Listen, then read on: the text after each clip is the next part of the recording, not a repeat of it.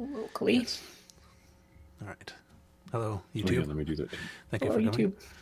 We are just finishing up the technical details. Let's see. As is tradition, this is a recording. live stream, so it starts with everybody going, "Can you hear me? Are we recording? Right. What's going on?" Is this right, Mike? Yeah. You might be muted. You might be muted. Yeah. If you're talking, you're muted. Yeah. No Every live day. stream in YouTube history has ever just started. Welcome to the show, everyone, and everything just works. That's, It's technically that's the impossible. start to every workday I have. Are you muted? I think he's muted. We can also, if we want to, we can do production things like put comments up. Yes. There you go. And yeah, that Yeah. won't. Yeah, we're one of the few live streams that doesn't have like hearts spraying across the screen the entire time that we're Right. broadcasting. Better watch it with those fancy features. You're going to turn into Leo Laporte Yeah. Yeah. hosting a live stream. All right. Whippersnappers with their emoji-covered live streams. Back in our day, we had... Sorry, just spinning cursors. Yeah. Yeah. We should convert all of this just over to Twitch, like gaming Twitch live stream. Yeah, we could take donations. Oh, yeah. Whatever those are called. Super chats or whatever. Yeah, every time someone says something funny, send us a few bucks. Yeah. Guess one of these days I broke. gotta set up my OnlyFans page one of these days. Yeah. All right. For all that hot Commodore action. Me Amiga. It's still a family show. Okay. Let's see. Oh, what's going on here? Just a second. Okay.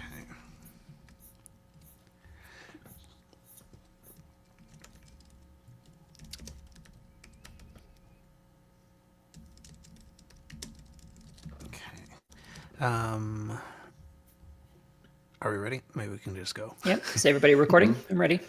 I'm recording. Okay, I'm recording. All right. Is everybody out there recording? It's March 30th, 2025, and welcome to episode 285 of the Retrocomputing Roundtable. Yes, here is a podcast about retro computer news, nostalgia, collecting, museums, Nexts, Amigas, and all sorts of other stuff. I'm Paul Hagstrom near Boston, and I am joined by two other retrocomputing enthusiasts today. We have Quinn Dunkey in, I can't read what it says, but we have Quinn Dunkey in rural British Columbia. How are you? Very good. It says I'm on an undisclosed mountain today in British Columbia, which is, as always, the most accurate that is sensible to be given where I live, which is the middle of nowhere. And it is beautiful here. It is spring, and the birds are chirping, and the morning doves are filling my shed with poop. So, standard spring. Awesome. Also joining us is Blake Patterson in the DC area. How are you? I'm well. Just back in from a neighborhood walk. It's I guess it's actually spring here. It's I think 82 degrees, I believe. So Good grief. Yeah, I think we're past the snowy time. But yeah, there still is snow to 82. Yeah, actually yesterday I think it peaked at 86. So yeah, wow. Made good use of it outside. Yeah, it was very warm. Terrible. That's too hot. Yeah. Unfortunately, there's still either winter or summer. There's still a 30-degree differential between where I sit and record in the basement and the upper floors of this house. So I'm actually wearing wool socks and I have a blanket on my lap. So yeah, it's cool. It's but aside from the temperature gradient situations, I'm doing well. Excellent. Yeah, it snowed here yesterday. Really? No, it didn't stay, but I mean, there was snow in the air. Huh. So, oh well. Wow. And okay, my so phone sun down here, snow in the air there, and Quinn has poop from the birds going on over there. Well, my parents right on the other side of the mountains got buried last week. Like they got 7 inches of snow in Alberta overnight. So really, I was going to say my condolences, but yeah, and all of Eastern Ontario was buried in a big ice storm. So yeah, it's still winter up here, at least not outside of everywhere east of BC in Canada is still extremely winter. Wow. Yeah. Okay. Well, Makes Well, us, it feels like we're really running a global show here today. yeah. I mean, spring. I mean, 7 inches of snow is spring in Alberta, so that doesn't mean a whole lot. There you go. Like 3 people in the audience chuckled at that joke. Where's my Calgarians at? Anyway. All right. So, yes. So we are on episode 285, and we've been kind of like tracking the years with our episode numbers that would put us on 1985. So we'll talk about things of 1985, and it seems like there were a fair number of things that happened in 1985. There was one of the things that happened was that the Commodore Amiga came out. So Never heard of it. True. yeah. This is true. So, I Blake, do you can, want I can to hold say a forth? few words since I think Jack and myself, I suppose, are have the greatest Amiga experience in the past. But yes, the Commodore Amiga was actually, it was in development for about 2 years prior to 1985, and there's an interesting kind of convoluted story where Atari funded some of the initial development, but then Atari and Commodore management changed. Jack Tramiel took over, and there were some lawsuits. But at any rate, the Amiga was unveiled in June 1985 at a rather very glitzy Lincoln Center, New York event where Andy Warhol and Deborah Harry were demonstrating the artistic capabilities. Warhol was using the original Paint program, which became known as Graphicraft, to create portraits, paintings of Blondie, Debbie Harry, and other works. So it was a big event. It really was a groundbreaking system for the time. It was, whereas I think the PCAT came out a little bit later. It was decked out at the top end with EGA 16 colors out of a 64 color palette. The Amiga had 4,096 colors in its palette.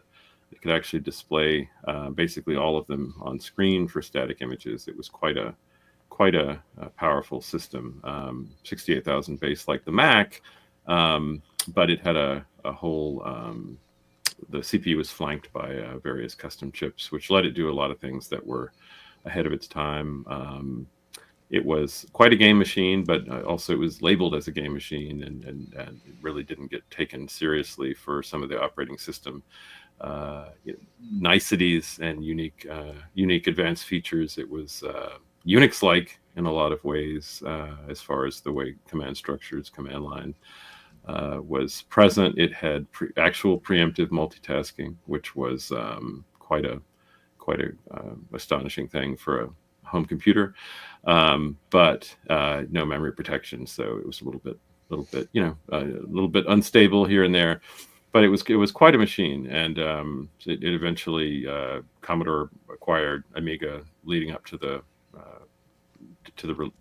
announcement. As I said, it was Atari had done some funding before, and so it's interesting if you look at records.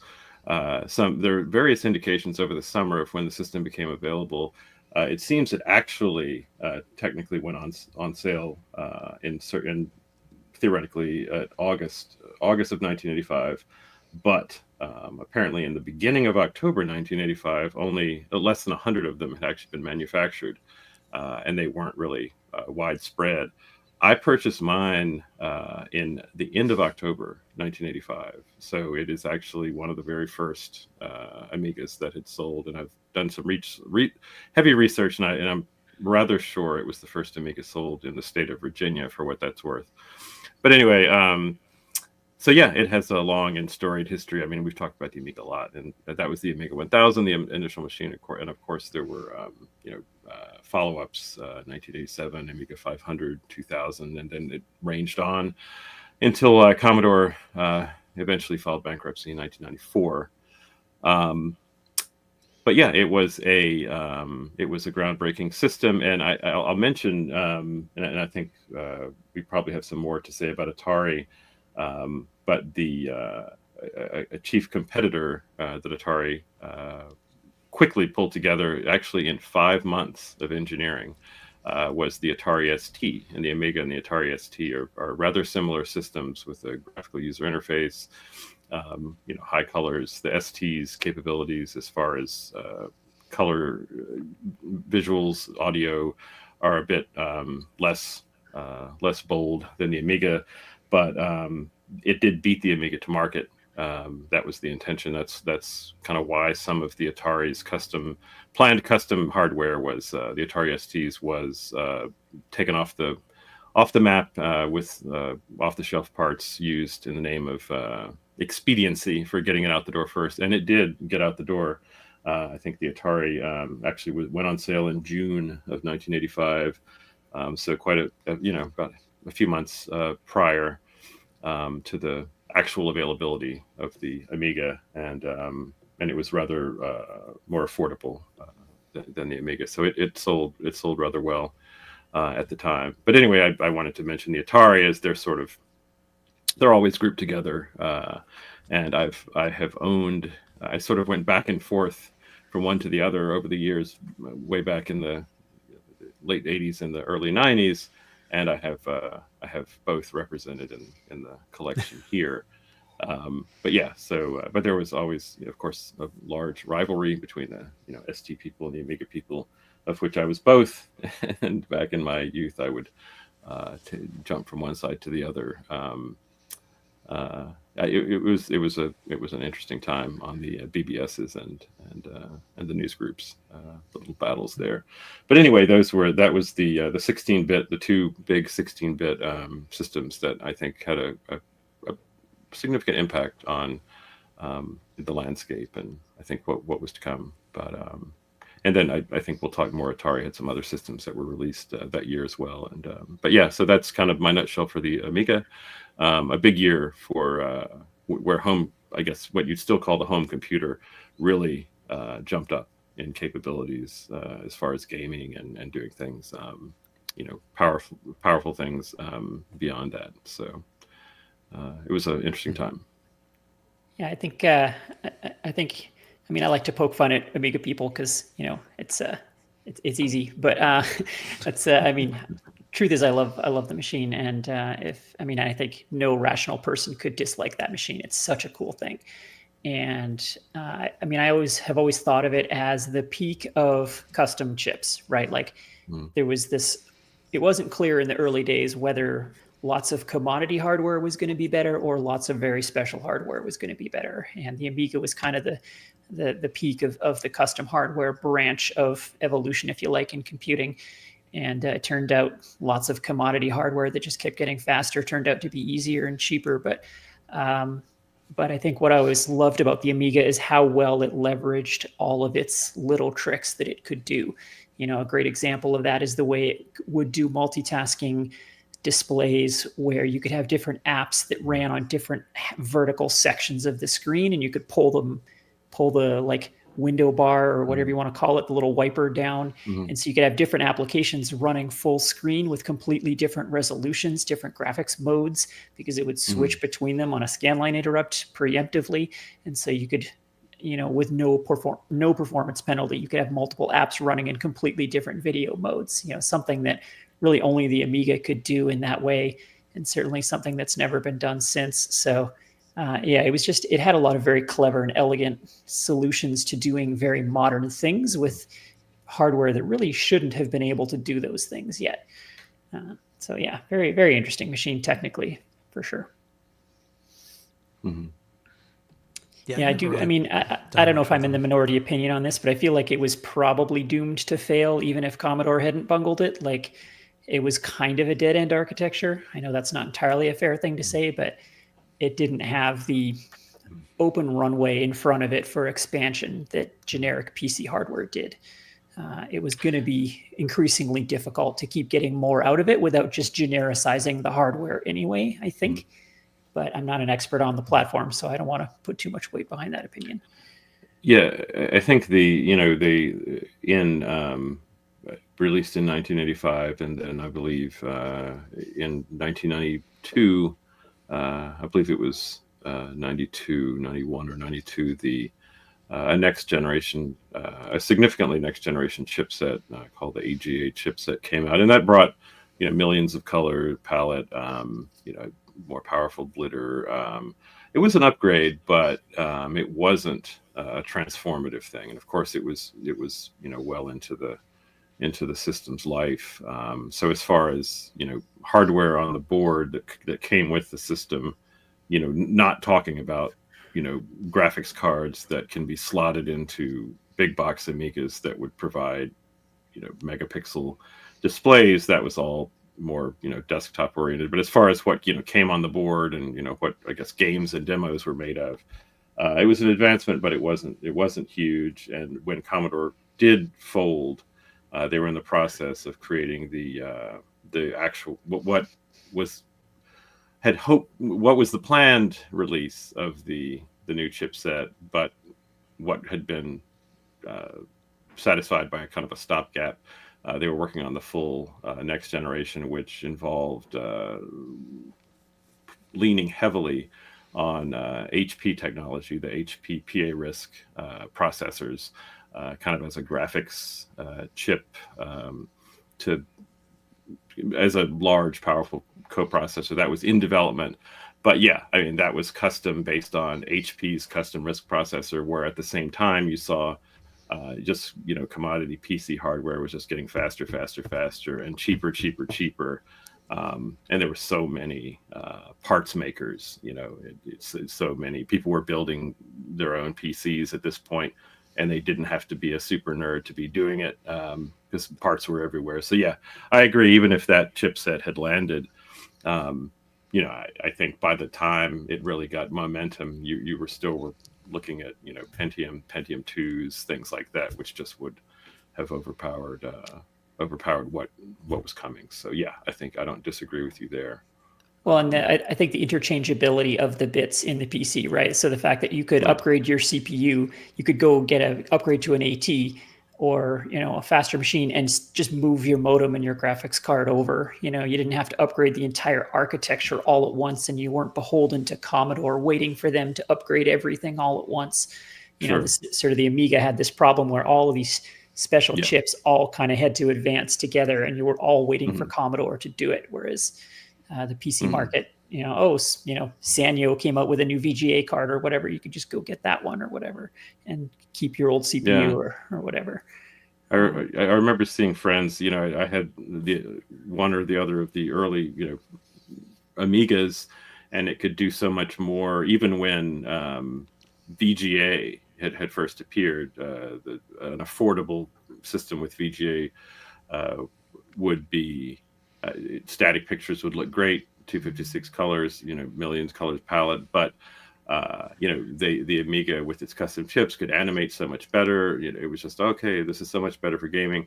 But then, every quarter, the CPUs got more powerful, where it just didn't matter anymore. Yeah, as far as the custom chips, I remember. Okay, this guy, instead of a 386, he just changed his board to a 486, and he added a Sound Blaster card. And it didn't have the custom chips, but that CPU was 10 times faster, so it outperformed the Amiga in gaming and animation. Yeah, and I think that's something that nobody really saw coming. The fact that, because I think custom chips seemed like the only solution to fast graphics at the time, because pushing pixels was just so difficult. It was so expensive. I don't think anyone anticipated that someday and as quickly as we did, we got to a point where just a really fast CPU and a big fat linear frame buffer, and just let software do it all.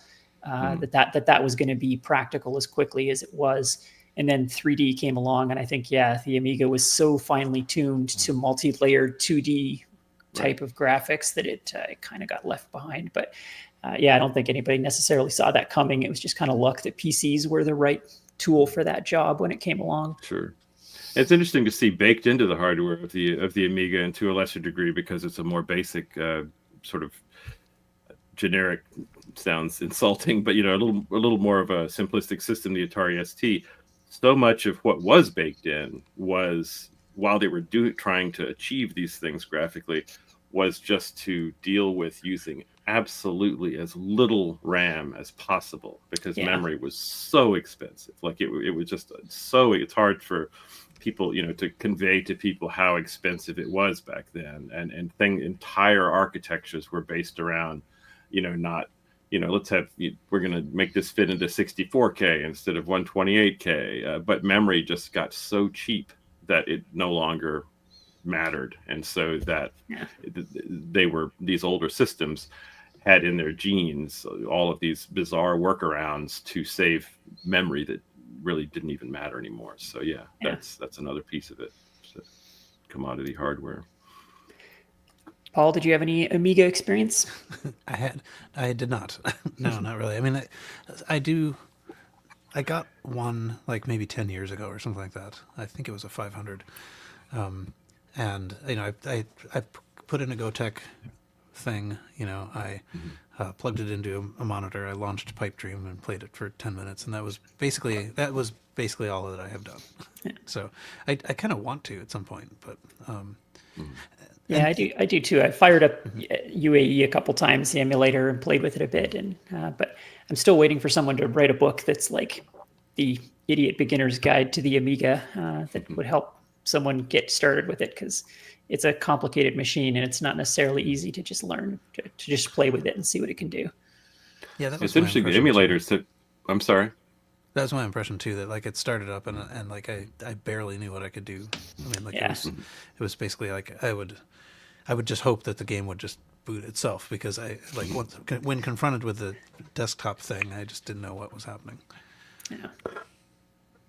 Yeah, it's well, I lost my.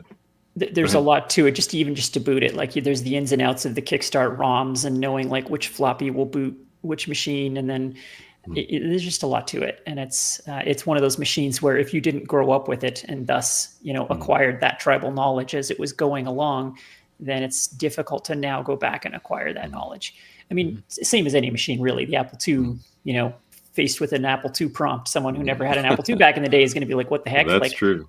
How do I load a disk? Why doesn't backspace work? All of this kind of stuff. So the Amiga all the 16-bit machines have that times 100 because they're all so complex. You boot a disk by telling it that the printer's in the 6th slot. Yeah, exactly. Yeah. Makes perfect sense. What? I learned that fact when I was 11, and it's made perfect sense my entire life. Why don't you understand it?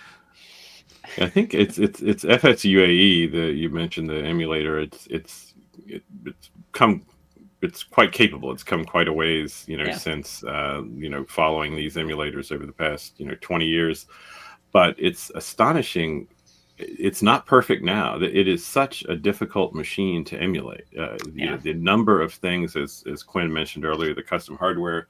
You've got a coprocessor, various coprocessor-like systems that can move memory around, blitter the audio. It's just getting everything working in sync. Really, it's like you're emulating all these different systems, which is why for a lot of, if I'm emulating a platform, and I mentioned the ST and the Amiga together here earlier, I will often. I have a little, gaming handheld I've been playing with. I pulled out recently, that'll emulate the Amiga ST, things of that class. I'll go for the ST version of the games that I want to play on it, because it's so much easier to emulate. You can just almost perfectly emulate that, where there's still things on the Amiga that it looks weird because it can't quite get that timing right. Although vastly the emulation is fully there, but it's interesting to note.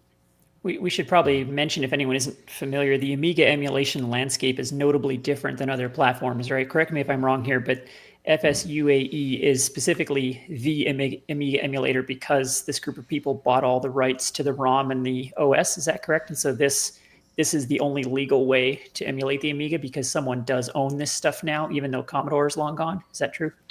Well, I should follow. As far as the very latest occurrences, I don't have the latest information, but a company, Cloanto, bought the rights to the Amiga ROMs, and they would sell a package called Amiga Forever, which included the ROMs and it included Okay. this and that utilities. It ran UAE. There are several different variants of the UAE emulator. There was WinUSE, FSUAE, I think is the most approachable, but I'm actually not certain what the bundle is with Cloanto, or if Cloanto and their Amiga Forever offering, which I've purchased twice before, actually, having forgotten that I did it earlier. Yeah, I think I believe they're still the ones that own the ROMs. Okay. But forgive me if I'm wrong, because I haven't looked into this landscape little shard in a few years. But this was the commercial way to do it. But it's running UAE. I see. Core. Okay. Yeah, I first tried this like 5 years ago or something, and I remember I had to buy something. Was the only way to get the ROMs legally. And it was $20 or something, but yeah, for $20 you got quite a nice double clickable package that was 100% on the level legal, and everything was pre-installed. It was actually very nice to get up and running. It was definitely FSUAE. I think they may have had they sell some package that includes legally purchased ROMs or whatever. I don't know if that's still true, but anyway, yeah, FSUAE was really nice and easy to get up and running. A lot easier than a lot of other emulators. Frankly, even the Apple II, it's like you got to go find where to get the ROMs because they don't include them. So you have to go digging through occasionally sketchy sites to find them. But yeah, so it's pretty good that way. As I recall, the emulators, whether you're looking at FSUAE alone or if you're looking at the Amiga Forever, they'll bundle, which is running UAE. They're these days they seem to all bundle.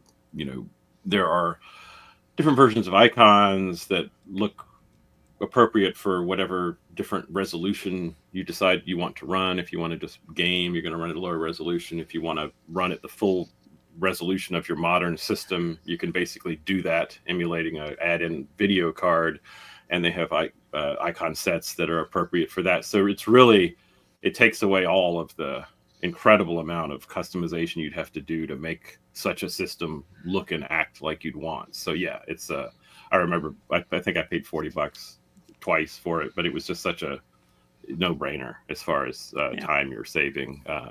Very clean, very nice. But it is one of the platforms that I think of as being much more sort of like IP controlled than any of the others. Like people are very aware that like the Kickstarter only comes from one official place. You can find information on like how to locate this on the Internet Archive if you didn't want to pay for it, but it's still like it's a very prominent fact about these things that like if you're going to do it, this is where you buy the Kickstart. Which already that was my feeling also, that yes, it's possible to do it for free, but it's sort of very verboten. And if you start Googling it, people are very strongly, will insist that you buy it, which is fair. Like, but it's not like the Apple II ROMs, which are technically still copyrighted and not free, but nobody has ever paid anything for them. Like everybody just knows where to go to get them, and nobody thinks twice about it. But here it was like, no, the Amiga community was like, go buy it, go pay the people who own it, which is, again, I'm not opposed to that at all. For $20 or $40 or whatever it was to do it legally and help support that community seems totally fair. And there's even been there's current work in progress and recent work on extending some of the more favored ROM versions. Basically, there was a big breakpoint. There are several notable versions of the ROM. 3.1 was kind of an endpoint where development ended and Commodore went away. But now you can download these expanded version 3.1.x and have them written out to a ROM chip, put them in your computer, and now they have fixes and enhancements that you can boot up in your 68,000 based Amiga, reflecting modern day fixes. It's kind of a crazy landscape as far as what's happening, not to mention the fact that there is off to the side Amiga OS 4, which is based on a PowerPC architecture that never was actually any part of Amiga hardware per se. It's kind of a skew off where it was decided that here we'll have some development boards based on PowerPC and accelerators using PowerPC, and we'll extend the Amiga OS in that direction. So the community, it's wide, but it's also fairly fractured, and now the people's preferences on where to put money and time and what kind of systems they want to use for this or that is shifting. So it's extremely unique. I can't think of any other situation in retro computing where all of this is going on right now. It's been a probably shouldn't go too deep on this because we've talked about this on previous shows, but yeah, there definitely seems to be like the purist 1985 Amiga camp and the like opposite end, the people that are trying desperately to make it still a daily driver today with crazy aftermarket hardware and stuff. But and yeah, they seem to be quite distinct communities in many ways, and in both of them the barrier to entry is quite high. It's really hard to get into that stuff. It's so bewildering. But yeah, there's the Amiga and the ST in there as well. Lots to say about it, but yeah, it was an important machine, so it's not unfair that we spend 30 minutes on it. What else happened in 1985? Yeah, what else? Yeah, well, before we get to that, just as a thought about the emulation scene, one thing about if you're doing sort of Apple-related emulation, there's a front end for MAME, the multi-arcade machine emulator, called Ample. Which I think actually that's macOS only, but it's kind of nicely set up for if you want to do, Apple II, Apple III, I think early Macs, I think 2GS is in there somewhere, and basically it just sort of sets all the command line options for you and lets you sort of pick things and drop downs, and more specifically, it has a ROM hunter of its own, so like when you boot it, it'll go out and get all the ROMs that you need. So that's cool. That is useful. So I no longer know where the ROMs are because I just let Apple do it. Does MAME do Amiga? It must, right? No idea. It seems likely. I believe it does. I believe it. I've never used it for Amiga, but I believe it does. Yeah, I was just wondering if there's some similar front end for Amiga configuration of MAME. It seems like that's something that probably exists. Could be. I mean, I think. Not everything. It is quite possible that UA is more advanced than what would be probably in MAME. But okay, yes, right. So we were talking about 1985. Oh yeah, actually, here's one more thing though that I was gonna put up. So one of the things about the Amiga was that whatever, it was a big fancy high powered thing at the time, and when Doom came out, people wrote to id and said, like, can you do this? Can you port it to the Amiga? And John Carmack wrote back saying, the Amiga is not powerful enough to do this,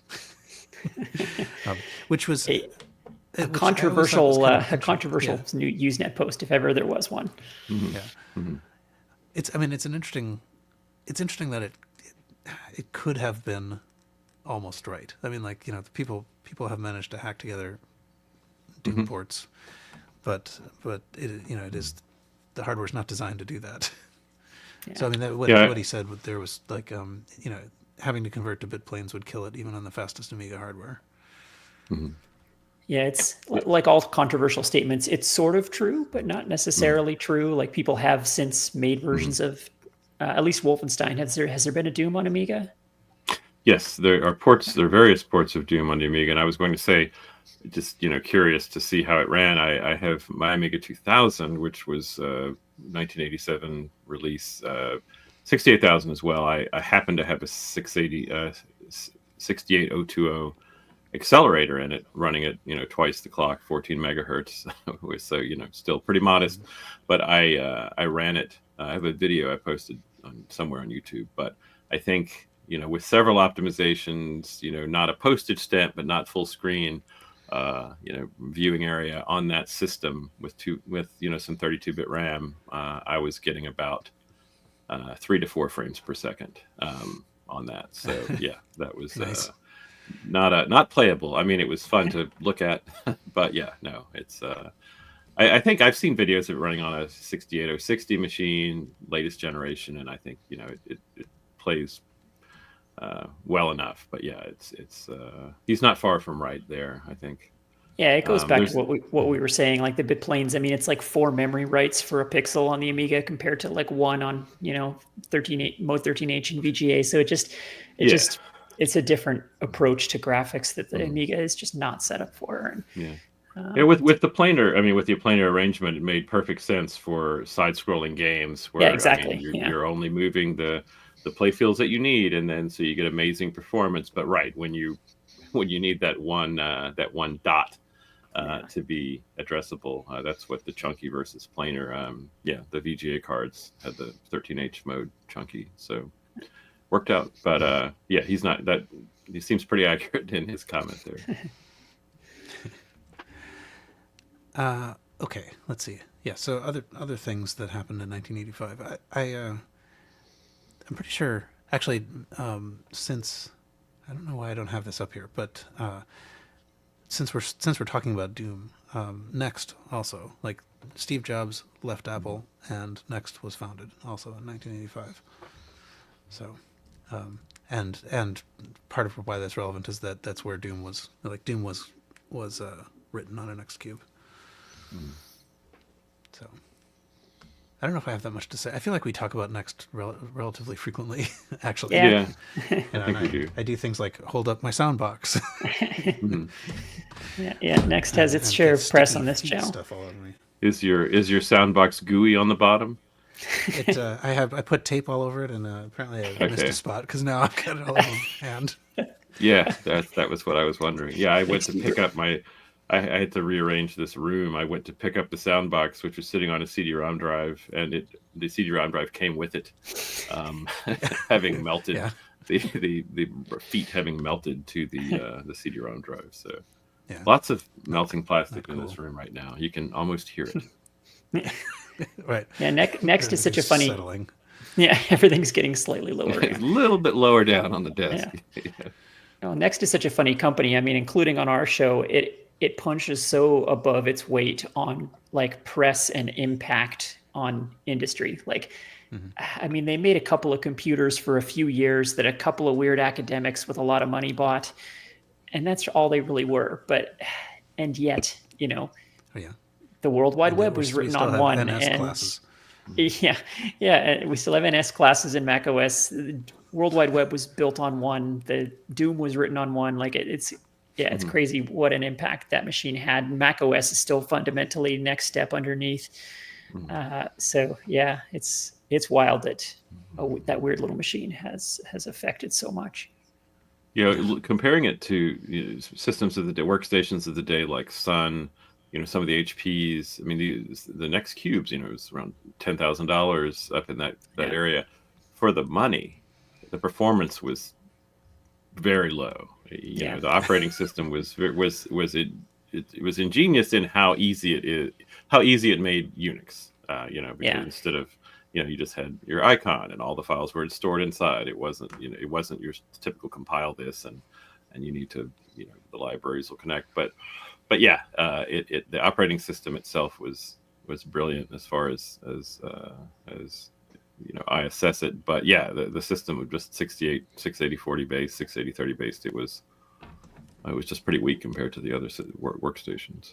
Yeah, I think people were mainly paying for the software and for the screen. I mean, the display was extremely nice. It was very nice, very nice resolution, very clear, very crisp. And then the software interface builder in particular was really, really something amazing that nobody had ever seen before. And of course now it's standard. I mean, that was the first thing they moved over to Mac OS. But at the time, that just seemed mind blowing, that stuff. And I think people who could at least afford it were willing to pay $10,000 just to get interface builder and this crazy nice display that weighed 120 pounds or something. But yeah, the actual hardware, like you say, it really wasn't that good. I mean, it was underpowered. The CPU was too slow. That optical drive was a disaster. That thing was terrible. So yeah, just really overpriced for what the actual CPU hardware was. Yeah, the nice. optical drive. I'm sorry. It What was that, Paul? nice. Yeah. It did look nice. Yeah. Well, and display PostScript was debatably a bad idea. I'm not necessarily a huge fan of that, but yeah, the magneto optical that it had, it came with so I think 16 megs of RAM, but which was very low for a system that needed what it needed to run. It would swap to the magneto-optical. It would actually write swap space to an optical drive, spinning it, I guess, single speed, which is incredible. I've never actually seen that. I'd like to sit in front of that happening. But, so I knew 2 people at the time who had one. One of my friends was a year older than me. I was in high school at the time. He was in university, and he used his scholarship money to buy this thing. And we were an Apple II club, and so the rest of us were all playing with our GSs, and he went and bought this thing, an original Next Cube. And like when you were sitting in front of it using it, the entire experience was just that magneto-optical drive just grinding constantly. And that you would constantly get the spinning ball, beach ball, waiting for that optical drive to do something.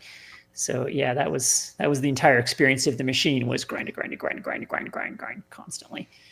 So not a great experience. But then, after 20 minutes of swapping, an interface builder loaded, you were like, holy cow, this is incredible. Like, I've never seen anything like this. I was trying to find the receipt I have from my college bookstore. In 1994, I purchased Next Step for Developer. It was version 3.3 for Intel. This was after they ported. They were still making Next hardware, but they had ported the software to Intel, so you could run it on a PC with certain hardware configuration restraints. The software alone, Next Step for Developer, was $6,000. The operating system with the development system with the the graphical interface builder, that sort of thing. But you could get it on a student discount, which I did through the student bookstore for $299. But you weren't allowed to sell anything that you made with it. And so I remember I found the receipt a year ago, and I scanned it. I can't find it though. But yeah, expensive stuff, and the software was the core of it. But it was fabulous. I mean, it really was just, it was like on a whole separate level. It just became fun. Yes. Objective-C was cool. Interface Builder was cool. Yeah, the fact that Objective-C. It was straight into the documentation was that was amazing. Yeah. You could just right click and go and look up the function. Yeah, it was definitely one of those machines where when you used it, it was immediately clear this was the future. Like, everything was going to be this in 5 years. It was so clear because everything about it was just so good, so smooth, so nice. But it turns out all of that innovation was in the software. The hardware was actually not that great. So buying Next Step was the thing that saved Apple for sure, and the best thing they ever did, probably. Yeah, I think you're right. All right. Also in 1985, symbolics.com was that was the first, that's the oldest registered .com domain. Oh, really? Oh, is that right? So, I did not know that. I didn't realize that. Yeah. Is was it a company? What is it? The Lisp company, right? Yeah. Oh, wow. Okay. They made Lisp systems. They had the first domain or the first .com domain? Oh, the first. I think it must have been the first .com domain. Yeah, because surely there was like a .edu or something on ARPANET or something that was older than that. I don't know. Yeah. So if you go to symbolics.com now, when I first saw it, I thought, oh, great, it's like a parking page, but it isn't exactly what it is. So it's basically it looks like a parking page or a parked page, but it's sort of has a little list of people who have mentioned it, and it is currently being run by someone who advises people on getting high value, high end domain names. So this person has succeeded in getting the first and is now helping other people get other ones. Wow, that's a sad commentary on the current state of the web compared to the optimism that we all had back then. Yeah. There is a little museum page on it, which I thought, oh, it might be sort of interesting. So it starts off with concept of the web attributed to 1934. But then what's sort of interesting about this, and I'm not just going to go through it, but it's sort of random topics in no particular order. I guess maybe they're kind of sequential, but I think they stopped being sequential here after a while. And it's Keyboard Cat and AOL and IRC, and like there really is not much of a common thread here, except things that people who like computers of the era that we like know about. Yeah, this is a strange little, I don't know, blog post in the form of sliding paragraphs, I guess. I don't know. Yeah. Okay, sure. Anyway, but that We're was just throwing the word museum on anything now, I guess. right. Okay, let's see. What else did I have? I guess PageMaker. I don't know. Oh, I didn't know that was 85. Yeah. It was in 85. It was Aldus. That's how Right. I know it. Aldus Right. PageMaker. Yeah. My brain immediately said Aldus PageMaker. I didn't even think Adobe. Yeah, that's funny. But yeah, I think so. If I read through this right, the like Adobe acquired it, but Aldus still had Freehand, but then Macromedia acquired Freehand, and then Adobe acquired Macromedia. So Adobe wound up with everything in the end. Yeah, But as they do. yeah. But yeah, I guess I did use PageMaker a bit.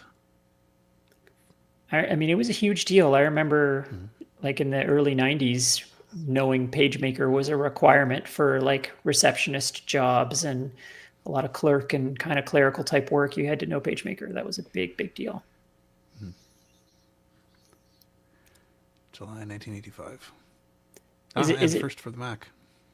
Yeah, and it's PageMaker that's basically credited with, along with the LaserWriter, as creating the desktop publishing revolution, right? Is that the official story? I think so. I think they did come out basically the same time. Yeah. The LaserWriter. It was kind of like, finally computers can do something better than the way we were doing it, which all through the 80s or the early 80s was not really true. Like Right. we were storing recipes and whatever, but all of those, and writing agendas and stuff, but it was all worse than the old ways those things were done. Right, yeah. Booting up your computer to try to find the recipe was not easier than just like flipping open the card file. Yeah, exactly. But desktop publishing was like, oh, okay, this is legitimately better than paste up. The way we've been doing it for the last 50 years. This is actually better. So suddenly computers made sense. And we did talk, so last episode, last year, was that actually last year? I don't know. No, it wasn't. But in the 1984 one, we talked about the LaserJet, so that preceded the LaserWriter, but the LaserWriter had AppleTalk, so you could share them. Right. So, because I think it says somewhere in here that the LaserWriter was more expensive by quite a bit than the LaserJet, but you could distribute its use. Yeah, that makes sense. Oof, equivalent to $20,000 in 1984. Imagine spending $20,000 on a printer. Right. Today, where they're just garbage. Like they give them away so they can sell you crappy ink cartridges or whatever. Right. Yeah. The literal e-waste before you even buy them. Okay, let's see what else. Running a little low on things. That's all right, though. We're running a little low on time as well. Yeah, we the hit enterprise the computer. highlights. What? Every time we talk about the enterprise computer, Blake says that someone wanted to give him one once. I was about to say that, and I won't now. Thank you for saying that. I turned it down. Have we talked about turned this? it down. I guess we must have. It looks vaguely familiar. The little joystick is pretty distinctive. Yeah. I mean, yeah. It'd be neat to have just because it looks cool. It's got these like primary color function keys and things, and Yeah, it's kind of a neat weird, looking thing. weirdly placed joystick. Yeah, and the font on the keys is a serif font, which like has anybody ever done that? They're always sans serif fonts. But that's like weird. Isn't that That's a good point. It's distracting. It's like, oh, it's like Times New Roman or something on the keycaps, which is weirdly distracting. Yeah, I never thought about that. I'm looking all around. Yeah, there's no serifs anywhere. Yeah, like that's interesting. That is funny. And I wonder, so the placement of the stop key, which I assume is some form of reset, is actually kind of blocked by the joystick, which is, maybe that's an interesting strategy to keep you from accidentally hitting it.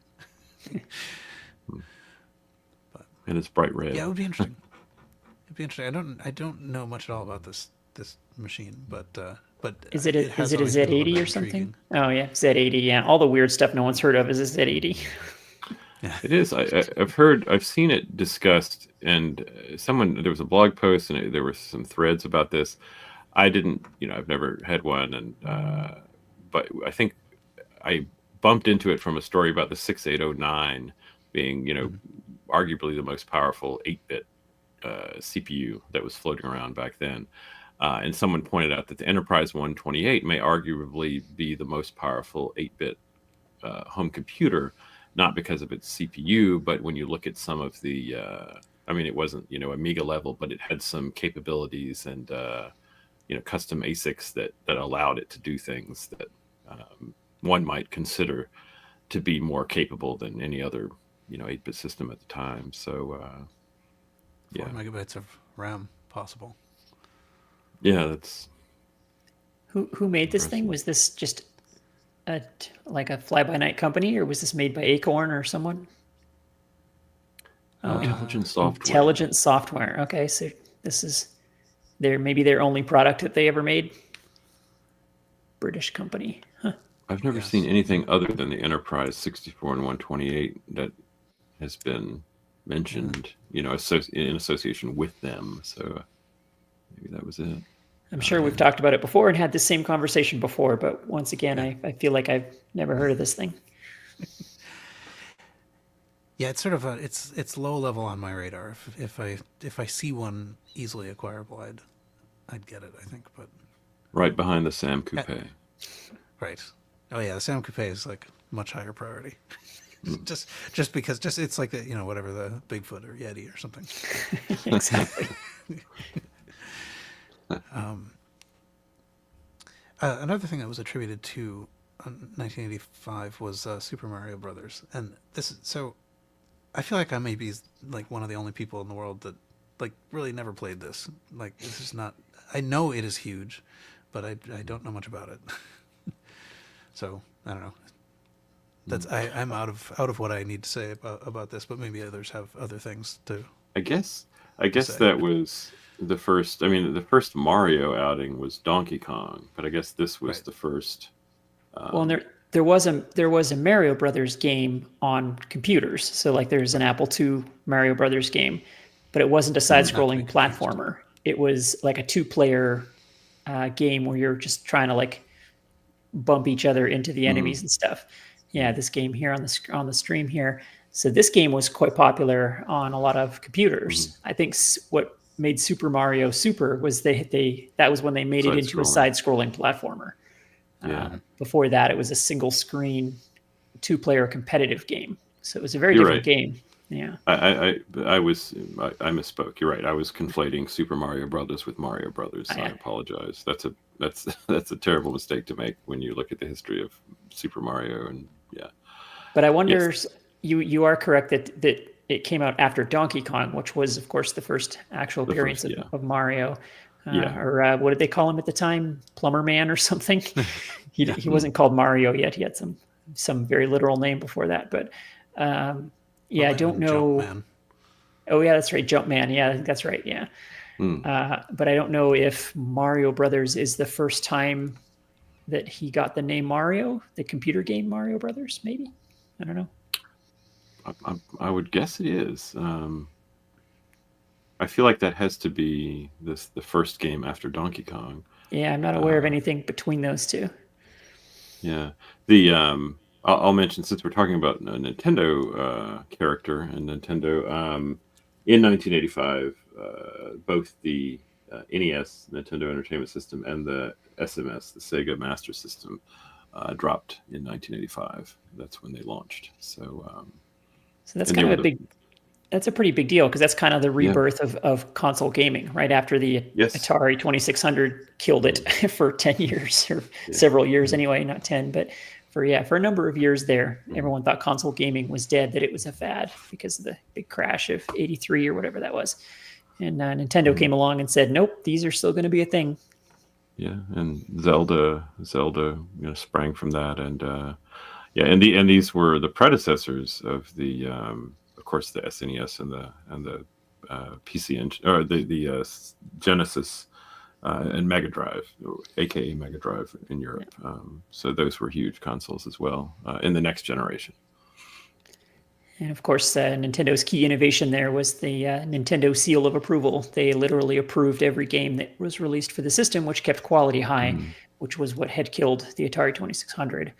But of course, that's a bit of a revisionist history because their real goal was to control production so that they got a cut of every game made. So that was their primary source of revenue, was that you had to go through them to produce cartridges, and they got a lot of money out of that. But yeah, it was successful in rebuilding people's trust that video games weren't going to be all schlock from now on, like the Atari had turned into. I think part of it was they had their own magazine, Nintendo Power, which was put out by Nintendo, and they had a very rather helpful, apparently, phone number you could call Nintendo and get help in different games, Zelda, Mario games, and they would give you hints, that kind of thing. And it was apparently they received enormous numbers of calls, so there was a lot of engagement. For sure. Yeah, it was kind of an early form of walled garden. Yeah, they had their own magazines and clubs, and everything was, you were in Nintendo's world, and it's kind of still that way.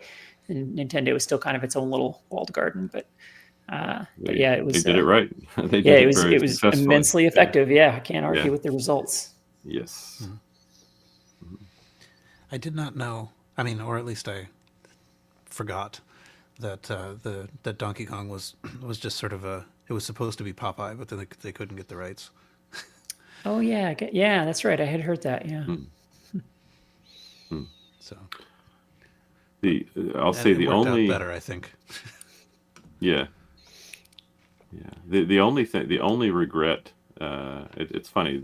The NES is the specific little thing I might regret about the Amiga, because the Amiga was such a good game machine. Like, I had one at the time, and I was so satisfied with the technology and wowed by it, and I'd love to see what the next what's going to push the system next, that I completely ignored that generation of consoles. I was not at all. Most of my friends were big NES, a few Sega people, but I just didn't have any time for that, because look, I had an RGB monitor. It's nice and clear, and I had my Amiga games, and they were often, perhaps generally, better. But yeah, it's I missed out on that on those consoles because of the Amiga. Yeah, that trend has basically continued. I mean, throughout the history of gaming, computers have evolved or have advanced essentially linearly, and consoles have jumped forward, in 5 to 10 year chunks. And every time a new console comes out, it's more powerful than the computers of the moment. And then computers catch up and pass it. And then consoles are behind for a couple of years. And then the next generation console comes out and it jumps ahead again, so that pattern has held for basically the entire life of console gaming. I've always found it interesting that console gaming went back to the Amiga hardware model of small numbers of specialized chips devoted to this very focused task, because it keeps costs low. Consoles have, for really, except for a couple of exceptions like the original Xbox, consoles have never been commodity hardware, and that the Amiga lives on in a sense in gaming consoles. That idea of how to build fast graphics lives on.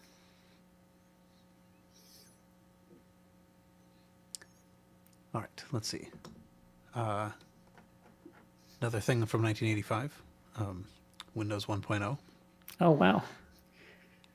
So this was a bigger year than I thought. Yeah. Yeah, I had no idea all this stuff was 85. Wow, Windows 1.0. Jeez. I've never tried it. I think it would be kind of fun to try, but briefly. I feel like we all ignored Windows until version 3.1. Is that fair to say? Like, that's the first version anyone's heard of, really? I think that's probably right. Yeah. There's a documentary thinking about this episode yesterday. It passed in front of me on YouTube. Was an hour-long documentary of the Atari ST's history, and apparently when Digital Research's GEM was chosen for the graphic environment, again trying to move quickly to get ahead of the Amiga, Microsoft approached Atari and was offering Windows 1.0 as a interface for it. But apparently, the time frame was very much not fitting in with what Atari needed to do to get in front of the Amiga, so it was not really considered. But that was apparently it was Microsoft that approached Atari on that, so it's interesting. It is interesting. Mm-hmm. I had never heard that before. Well, but also knowing Tramiel and knowing Gates, I doubt they would have come to terms, because Gates was going to want a lifetime of royalties, and Tramiel was so immensely opposed to that. Yes. He would have been like, "No, I'm going to give you $100,000 now, and I never want to see you again." Yeah, So, I'm sure 100%. yeah, it's funny because they both learned those lessons the hard way. Like Gates learned early on that you shouldn't just sell things, because then you have to make a new thing. And then Tramiel learned early on, don't ever pay royalties on anything, because then you're beholden to them forever. So they both learned opposite lessons from early computing. Yes. And here we are. Oh, one thing I think I like at the beginning of the entry is Windows 1.0, not to be confused with Windows 10. Ouch. Yeah, that's a deep cut Wikipedia. So somebody saw some things. Yeah. Let's see. Okay, so maybe we don't need to spend a lot of time on this, but Quantum Computer Services was founded in 1985, which became AOL. I did a little research and got a little AOL story about quantum computers just from a couple days ago. But that wasn't actually the actual story. Speaking of things that I can't believe still exist, AOL, jeez. Yeah. Zombie corpse of a mega corporation still lumbering along somehow. But yeah, so they started... So the 1985 part is Quantum Computer Services started, which did relatively quickly. I mean, like, so that was Quantum Link, I guess, which became AOL. Right. And Quantum Link famously was a Commodore 64 BBS. Yeah. Yep. But before that, they were Control Video Corporation, which made the Game Line. I did not know about the Game Line. Yeah. Do you know about the Game Line? Nope. We've talked about similar ideas a lot, but I don't know about the specific one. Yeah, the Game Line is it's like a modem. It's an Atari 2600 modem, basically, that you can like download games with. Okay, yeah, we have talked about this guy before. I've never seen one brand new in box like this, though. That's quite impressive. Yeah. Yeah, I had. I mean, so the one I was familiar with was this guy, the Supercharger. Oh yeah.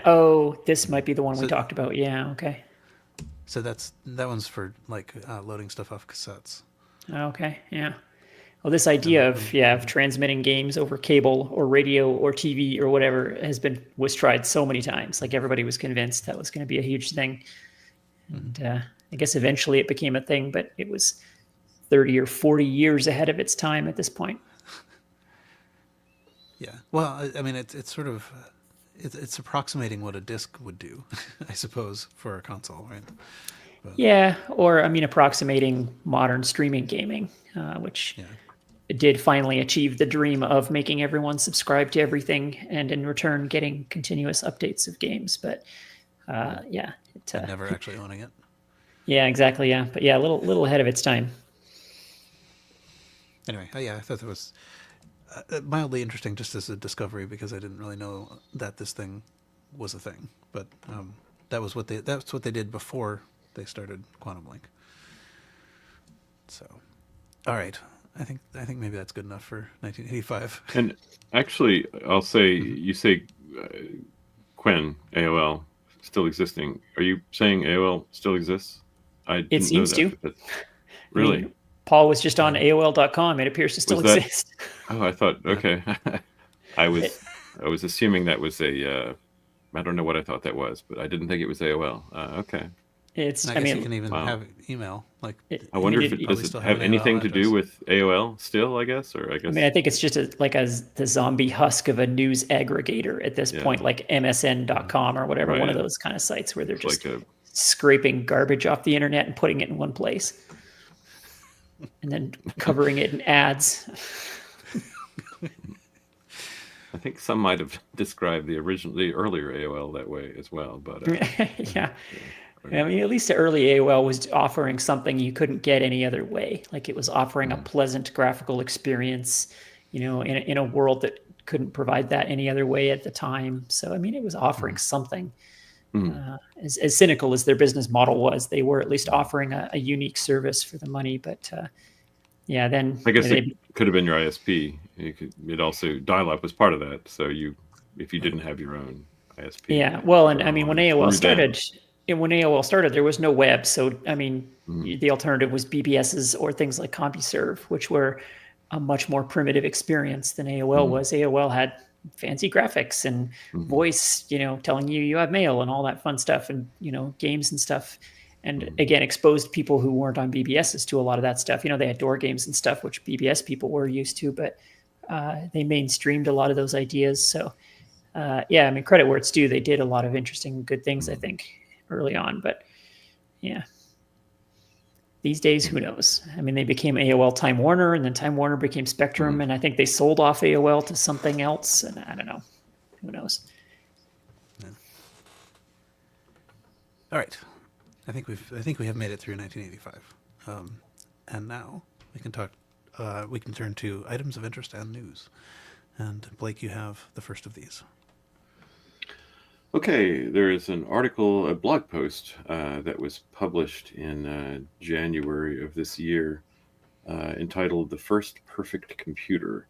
And of course, they're talking about the Commodore Amiga. And it's an interesting article that looks at the Amiga 1000. It's for the first model that we described earlier in the show. And there are some tidbits and photos of this Andy Warhol gala at the Lincoln Center in New York, introducing the system.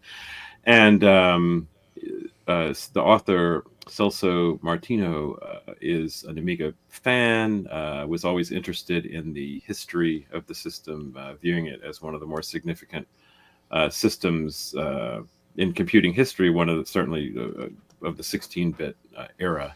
And so he goes on through the article to talk about kind of a general description of the system, some of the systems that followed it, interesting looks at sort of restoring an Amiga 1000 that they acquired on eBay, a PAL Amiga 1000, and running through the adventures in doing so, but also looking at some of the hardware that was available to users of the system at the time in the way of CPU, memory, upgrades, and even touching on some of the rather more unique and interesting items that appeared for it, such as the Rejuvenator and Phoenix boards, which really took the original Amiga up in feature parity to the later released versions in the family. And these were things that were hard to come by, and things you don't often hear discussed in overviews of the system. So it's just a lot of things are touched on that sort of give you a feel for what the Amiga user, the early Amiga user, had at their disposal as far as expansion and kind of what they could do with the system. It's a really nice overview, and it's lots of little details that I was surprised to find mentioned. So certainly worth a read if you are an Amiga fan, or if you are simply interested in a deep look into the history of some of the early systems and what they could do, as well as some of the modern hardware expansions that have come out in recent years. I know I've talked about some of the add-ons I've put to my Amiga 1000, my Amiga 2000, that were created based on Raspberry Pis, Arduinos, things like that, available for cheap, and really expand the system. So if it's a very interesting read. So we'll have a link to that. And nice article. As I was sort of scrolling down it, I had reached the point where the capacitors were being addressed. Is that something that the Amigas need? I mean, this is famously something that sort of like Macintoshes of this era, absolutely need. It's like all their capacitors need to be replaced, or at least those CAN ones or whatever, because they're all leaking. Right. It turns out I keep hearing. I've had Amiga. Of course, back in the day when you had a system, the capacitors didn't immediately fail because they weren't old. But as far as the Amigas I've collected, they're from the 1985, 86, 87 era. And the capacitors on those systems are not prone to particular failure. I mean, everything gets old, and everything will eventually fail. But it was really, I spoke of that, next generation chipset, the AGA chipset, around 1992, 93.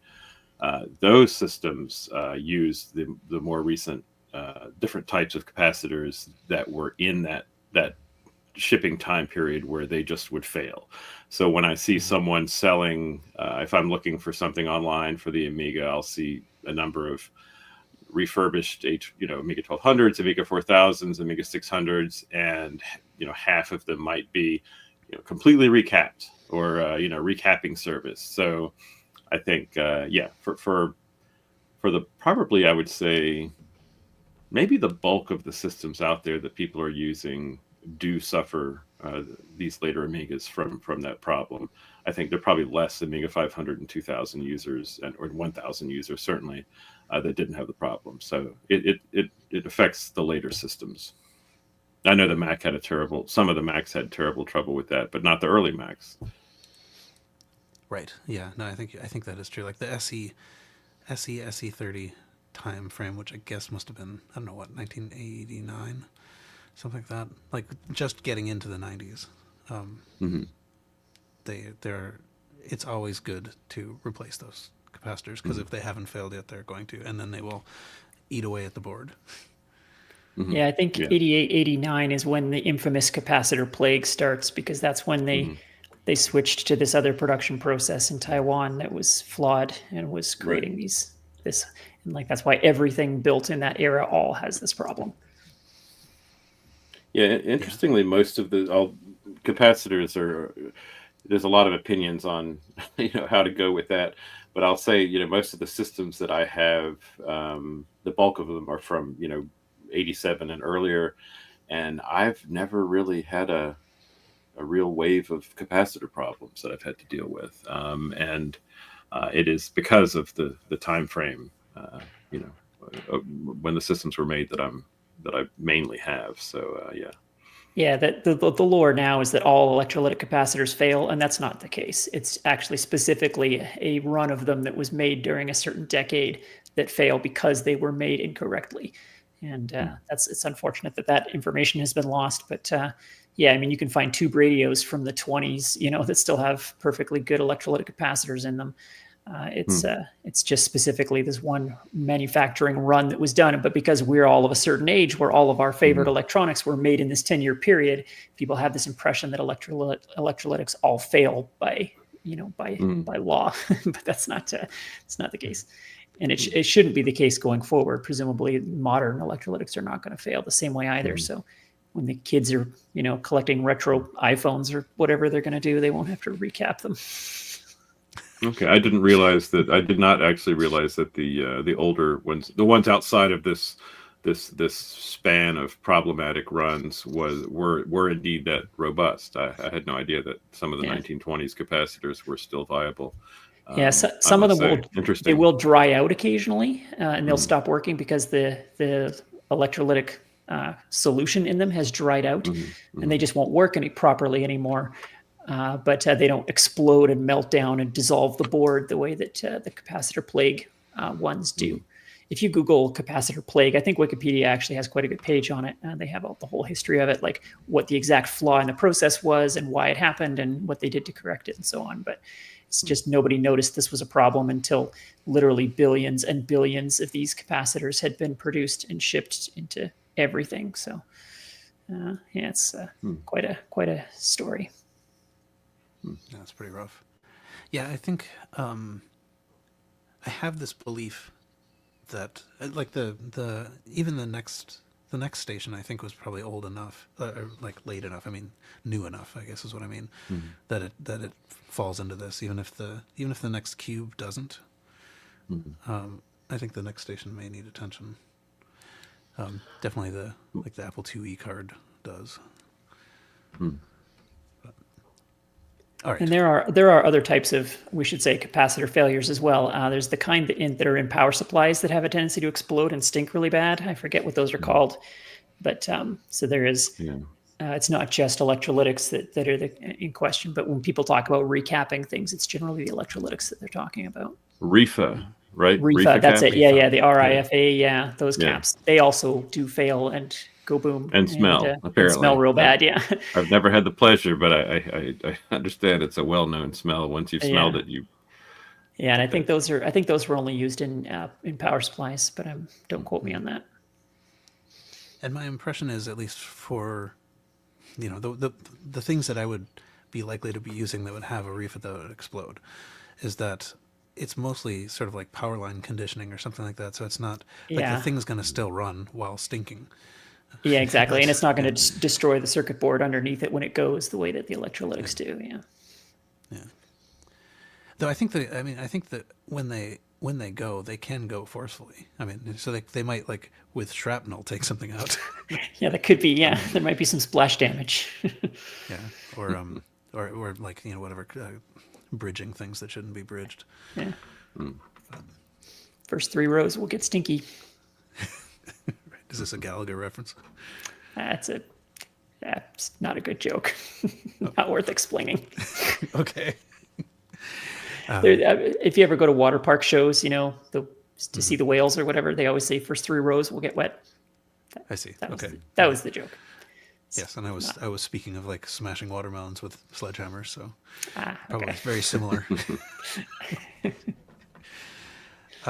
Okay, let's see. So the next thing is there's a sense in which I picked a somewhat low effort news item, but there is just sort of coming into being this late July gathering of, it's sort of like Apple II focused gathering at the System Source Museum just outside of Baltimore, called Init Hello, which is, I love the name. I mean, it's so Apple II evocative. It's very cute. Yeah. But so it's a weekend, the weekend of July 26th to 27th. And it's being held at the System Source Computer Museum, which itself is really cool. So I wanted to take a little bit of time to point that out. I mean, I think the event itself is details are being finalized. I'm helping work on that. But so we do have a keynote lined up. Lane Nooney is going to come give a keynote talk, and we talked with. Actually, I think maybe this exact set of us talked with Lane. We did on this podcast. I think so. Yeah. We did not so long ago, but about this book. But so that's cool.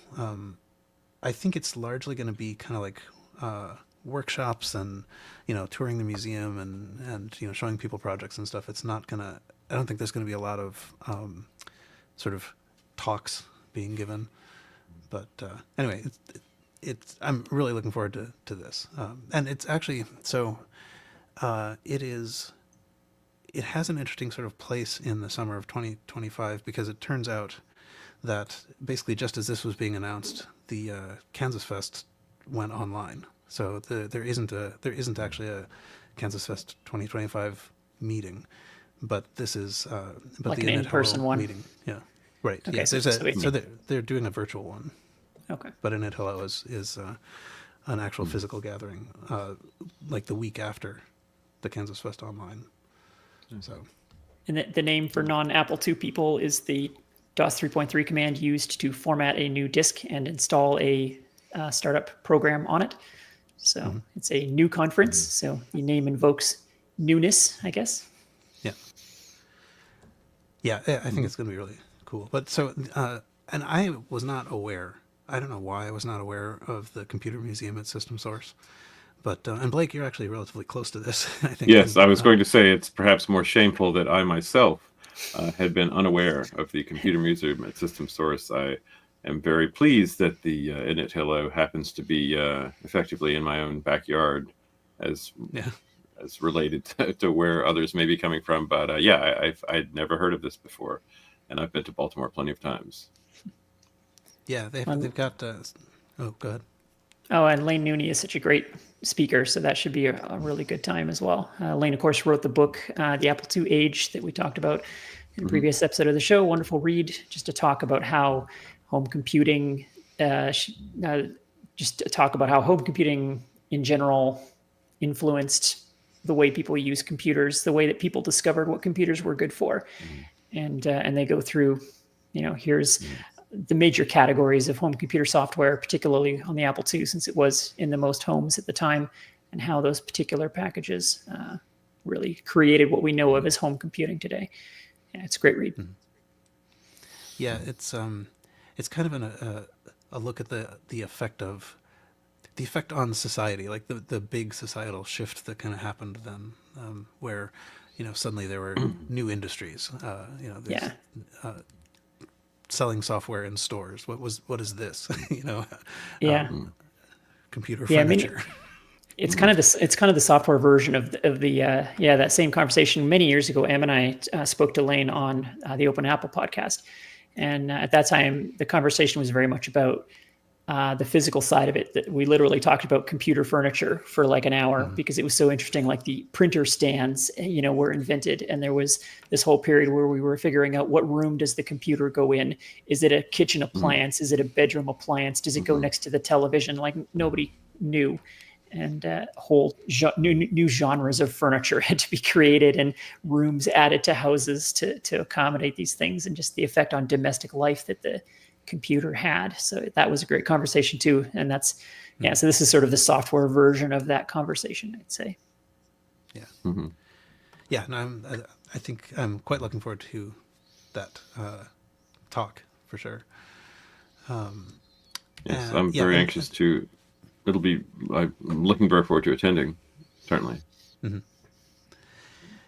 So the computer museum is it's actually co-located with a couple of other things. So there's the National Electronics Museum, which is there, and then the Bloop Museum of sort of like electronic entertainment. They're all sort of co-located in this space, and in fact, let's see if I think I have a place here. The DigiBarn Computer Museum, which will have come up at various points in the past. This is Bruce Damer, I think his name is. Yes, Bruce Damer. Had in California collected like a huge amount of stuff, and I guess kept it in a barn, hence the name DigiBarn. But this has now been placed on long-term loan at the System Source Computer Museum. So, so all that stuff is also there somewhere at this museum. But so they've got, and there's a number of sort of YouTube videos that kind of go through. You can sort of see what kind of place it is. But so we're showing on the stream, someone's video of the computer of the System Source space. But it's it's vast and it's nicely set up. A lot of the computers are there and work. So like even apart from the Init Hello event, I'm really looking forward to just like seeing this place and like seeing these computers that we keep talking about here and that that I don't have. So it's awesome. Yeah, that's a really amazing looking space. I like how there's a section of it that's set up like an 80s office as well. So you can kind of see what working in an office in the 80s was like. Yeah. It's really neat. And they have a Bendix G15 that so there's another this Usagi Electric. I don't know the the channel particularly, but it seems to be run by this person who's on the screen here.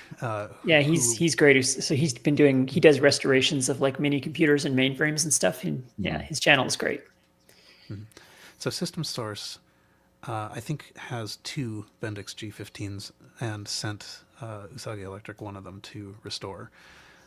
And so there's some discussion on the on this YouTube channel of like getting it working. The most recent one that I've seen actually has it loading loading from a paper tape of a full like diagnostic, well, half of a full diagnostic of all the systems, and you can see he's very excited about the fact that this is now actually running. All the lights are blinking, the tape is spinning, the flux is fluxing. Yeah. Yeah, he's awesome. He gets very excited about this old iron. It's really neat. Yeah. But so there is a Bendix G15 at System Source, but then there's this other one, and I think the place where VCF East is, I think they have one like there was a family who had 4 of them. System Source got 2 of them. I think the VCF museum got 1. But anyway, yeah. So I mean, the place is it's really just quite something, though.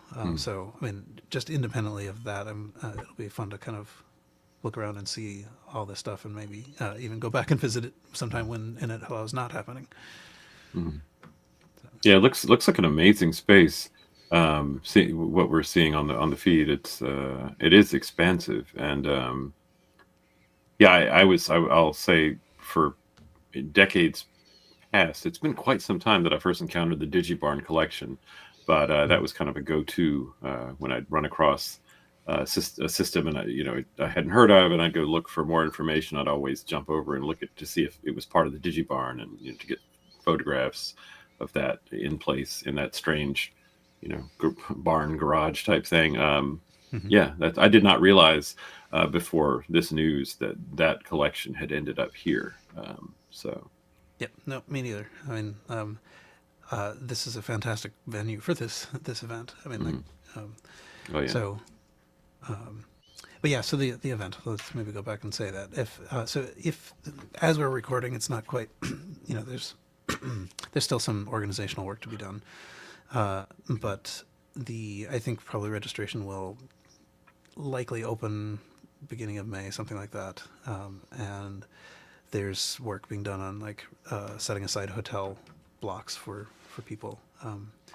So yeah, if you go to init-hello.org, you can sort of keep up with what's happening. There's a place to submit your email address, or you can just refresh the page.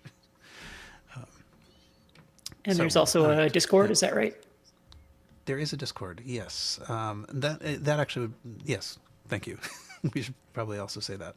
I think right now, yeah, if you go to the Contact Us link and click Discord, there's a... Okay, well, I've now launched my Discord app, but anyway. Yeah, you can get a join link. Yeah. Yeah. So do that, and you'll have the most up-to-date news with notifications included. So that should be awesome. And as you say, even aside from the conference, what better spot for that conference, for that meetup thing? Yeah. It's I'm so pleased about that. I mean, I think when this was sort of when it was kind of first being organized, it was really just like the idea was, and this is basically Kate.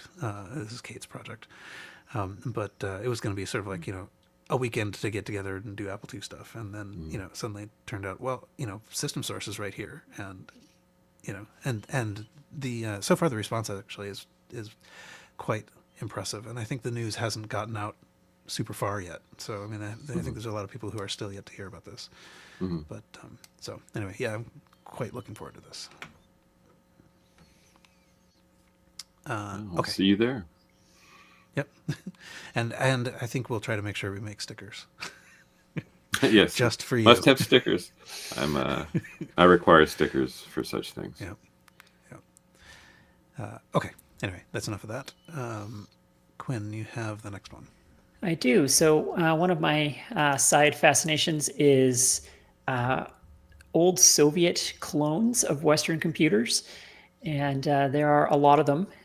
So there's this whole category of ZX Spectrum clones that I wanted to talk about, and so that one of the main current ZX Spectrum clones is the Superfo Harlequin 128, which I have on the screen here. We'll link to it in the show notes.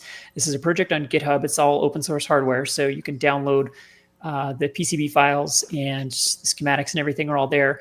So the deal with these clones is the ZX Spectrum was mostly commodity chips, but it depended on one particular specialty chip, which was what do they call it? The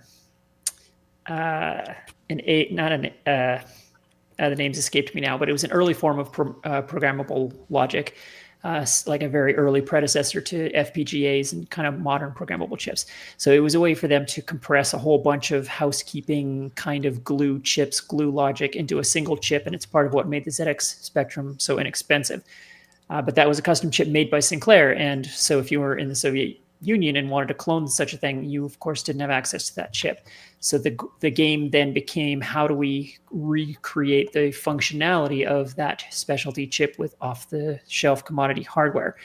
And so this Harlequin is a modern recreation of one of those, one of the more common ones. So it's all off-the-shelf TTL chips and a couple of others that you can put together to create your own fully 100% compatible ZX Spectrum. However, going back to the back in the day, there was a particular clone that was quite successful. Let me just bring up a different tab here.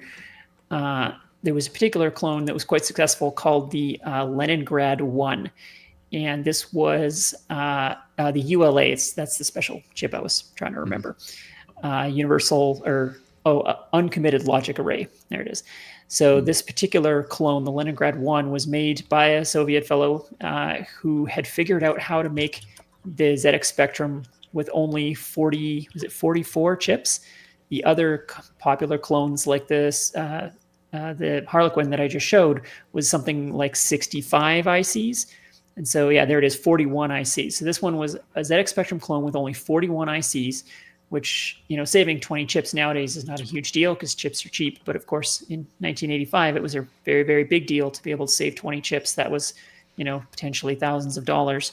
So this clone only used 44 chips, and it was mostly compatible. So that's the kind of the trick to it, is that it's something in the range of 90 to 95% compatible with the ZX Spectrum, but not quite 100%. So this thing was apparently very, very popular because of the low chip count. And in fact, you could buy kits for building your own. And the kit would come with keycap labels and a couple of other little doodads that would be hard to do yourself. And then there was like a booklet of schematics that came with the kit so that you could go and source all the chips yourself through, I'm sure, various black markets and such, and sort of secretly in your little apartment in the Soviet Union somewhere, build your own ZX Spectrum that was sort of ish compatible. And so now the current news item here is this fellow Alex Lowry has recreated the Leningrad 1. So this is a modern recreation of this contemporary Soviet clone of the ZX Spectrum. And so he has made, similar to the Harlequin, he's made his version open source hardware, so you can download.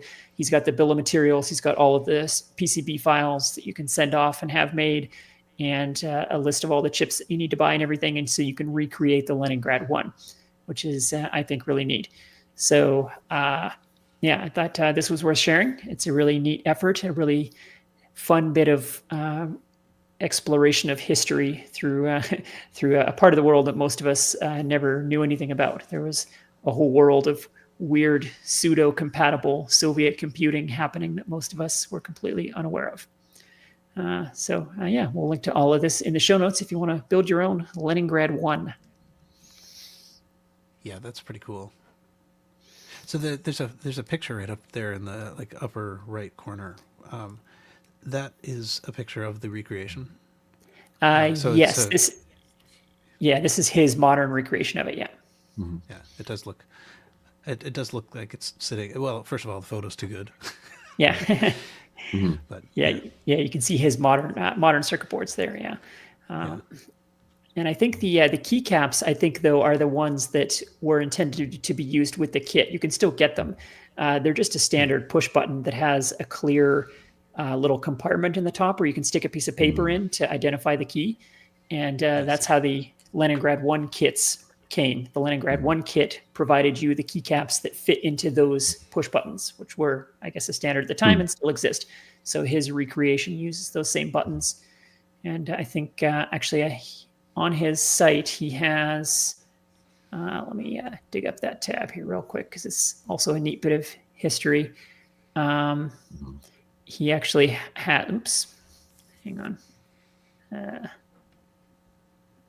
He has a copy of the original, or he has he sourced the original Leningrad 1 kit, which I thought was really cool. So this is the keycap labeling kit that came with it. And so it's just little squares of paper that you cut out, and it's got the Cyrillic equivalents and so on to the keys and all the little special ZX Spectrum functions on there. So they gave you this so that you could put it in your keyboard keys. So again, just a really neat piece of history there that he has one of the original kits as well. Yeah, very cool. And no serifs. I think of that kind of, I think of that kind of the keys as being like that type of key where you slide something in as being kind of like a point of sale.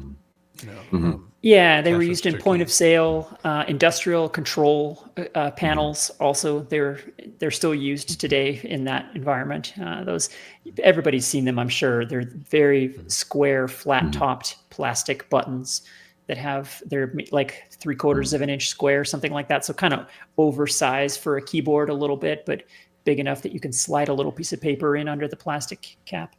They're still used in all kinds of spaces today. You'll also see them on video production boards, like in a video production studio. You'll see those specialty like hotkey boards that have buttons for whatever video things. They're still in common use today. So that's kind of a neat aspect of this project, is that you can still get the hardware that was used in the original Leningrad 1 kit. And it's also funny, if you look at the photos of it running, it says like copyright Sinclair Research on it, because of course they pirated the ROM, because you need the ROMs, of course, for this for the compatibility. So it's the original Sinclair ROM, which I'm sure they gave you with the kit, which is sort of hilarious. But in the gray and black market world of Soviet computing, I'm sure that was a standard issue to do that. Very cool. Interesting. Yeah, I love that stuff. That kind of weird parallel universe computing that was happening. None of us ever saw. Right. Yeah, I have, but have yet to turn on Bulgarian Province, which is like, for some reason, I'm not sure why Bulgaria went a different way from Russia, but so Bulgaria kind of went with the Apple II. So these are the Province is like an Apple II clone. So I have, like my mother-in-law, knew how to program the Apple II, because that's what they used at work, essentially, these provinces. Yeah. Yeah, the Apple II was, of course, we've talked about this a lot, but the II Plus was also a target for cloning in South America and Soviet bloc countries, just because it was also straightforward to clone with commodity chips. The Spectrum and the Apple II were probably the most black market cloned machines, probably, because of how easy they were to do.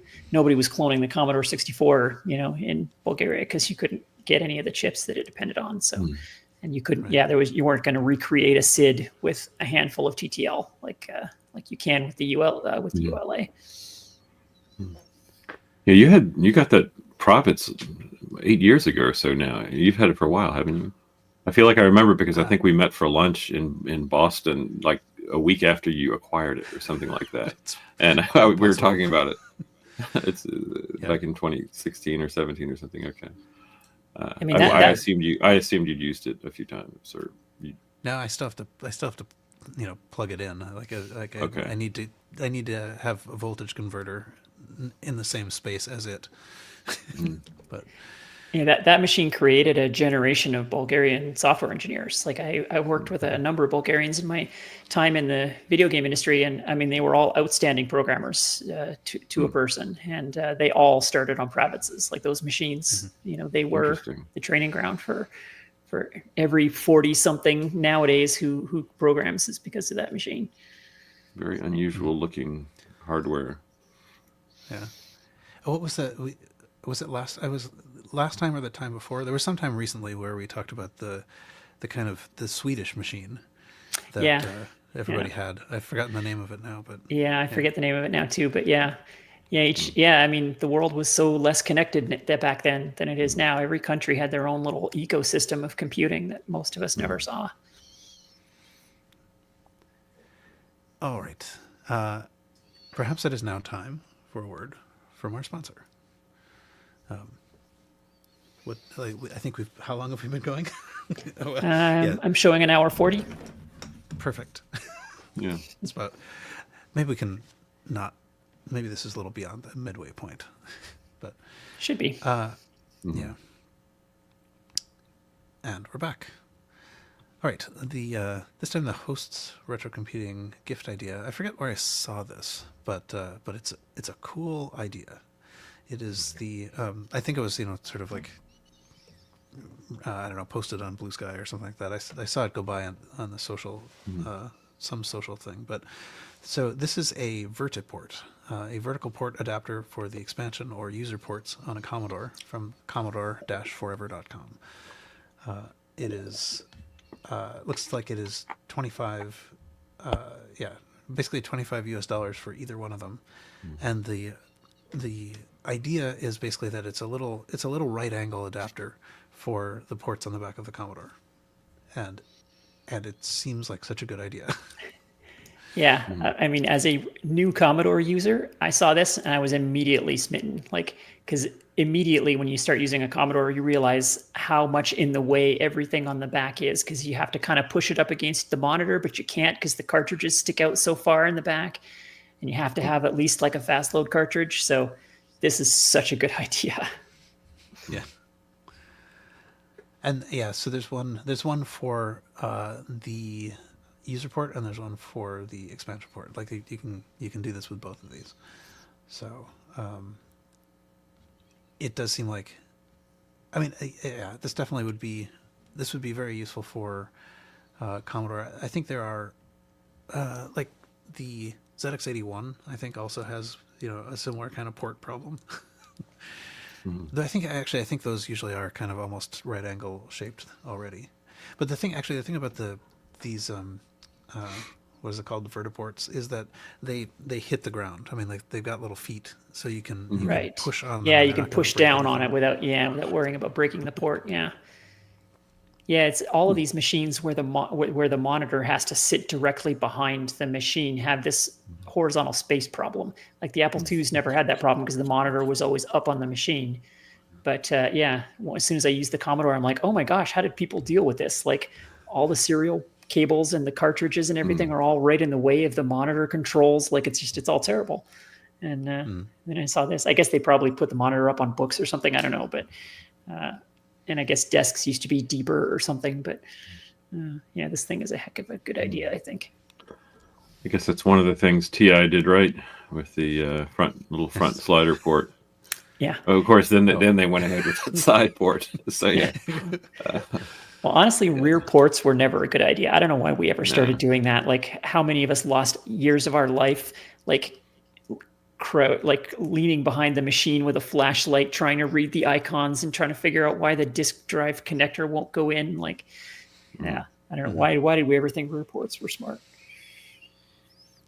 Side ports, the way to go. Yep, that's right. Chainable side ports. Yeah, exactly. Yeah, TI had it right all along. Sidecars, all sidecars. And the cartridge goes way down at the end. Exactly. The last drives thing on one end. Yeah. Just have to call to your significant other and ask them to change the floppy. In the next room. Can you? Yeah. Anyway, yeah. So I think I'm pretty tempted to get this. This is it's not. It's I think a 3D printed thing. $25 is is that seems appropriate for the effort. So, and just like the goodness of the idea. So Yeah. I would like someone to make something similar, but that's like a docking port that would also like get the cables out of the way, because you've also got the serial cables and the power cable and stuff for the drives and everything back there, which are also like those 80s connectors are giant, and they have a giant like strain relief on them so they don't bend, and the cables are all a quarter of an inch thick, and the cabling behind the machine is also very difficult to manage. yeah. So, anyone taking Cool. notes, looking for Yeah, exactly. niche opportunities? Yeah, make me a big docking connector that like plugs into the entire back of the machine and lets me put the monitor on top of it, and then gets all of the cables out of the way. That'd be great. We'll be here. Yeah, exactly. I'll be your first customer. All right. So when you are done buying all the little adapters for your Commodore, we can turn our attention to eBay. Blake, you have the first auction here. Yes, I found an interesting item, interesting to me anyway. So it's the vintage Olympia EX100 typewriter extension CPM computer word processor Sistel. I'm not sure what the Sistel means, but now first, have we? Someone tell me if we've talked about this before, because I don't think that we. This is what we're looking at on the stream is a picture of this item that I'm going to describe, and it looks oddly familiar, but it sounds like happily we haven't. So what it is, it's okay. It's one of these items that looks very retro futuristic. It's what it is. It's a CPM computer. Effectively, you've got a box with a floppy disk drive, not as wide as you might picture for a normal PC-like computer that you're picturing likely in your head, but it has a floppy disk drive on the right, a stalk of sorts coming out of the top, and then attached to that is a monitor, which I assume is monochrome. But what you're looking at, it's a CPM computer from Olympia, but it's an expansion to one of their typewriters. And the way it works is you attach it to the typewriter. The keyboard on the typewriter functions as the system's standard computer keyboard, and the typewriter becomes the CPM's printer. It appears that it can't be used on its own, and it's a striking looking device. I think it looks, again, sort of retro futuristic in that movie prop kind of way that to me has appeal.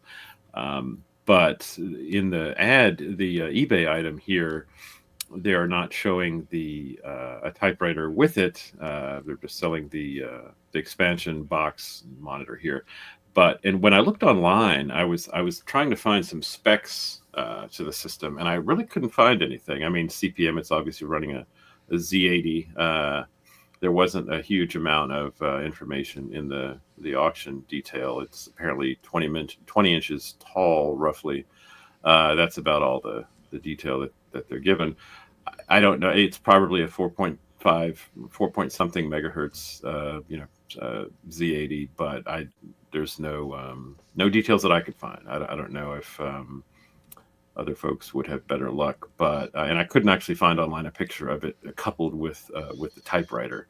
But anyway, this item, if someone wanted to pursue it, is sold by Art Nouveau seller for $479.99 or best offer, and it's coming out of Allentown, Pennsylvania, but with $169.90 shipping to my location outside of DC. It's interesting looking. I don't think I'd seen it before, and despite the familiarity, and it's kind of a unique piece of hardware. But yeah, had anyone heard of this before? Nope. No, not before today. There was a post on. Let's see. I see. I'm gonna steal the screen here for a minute.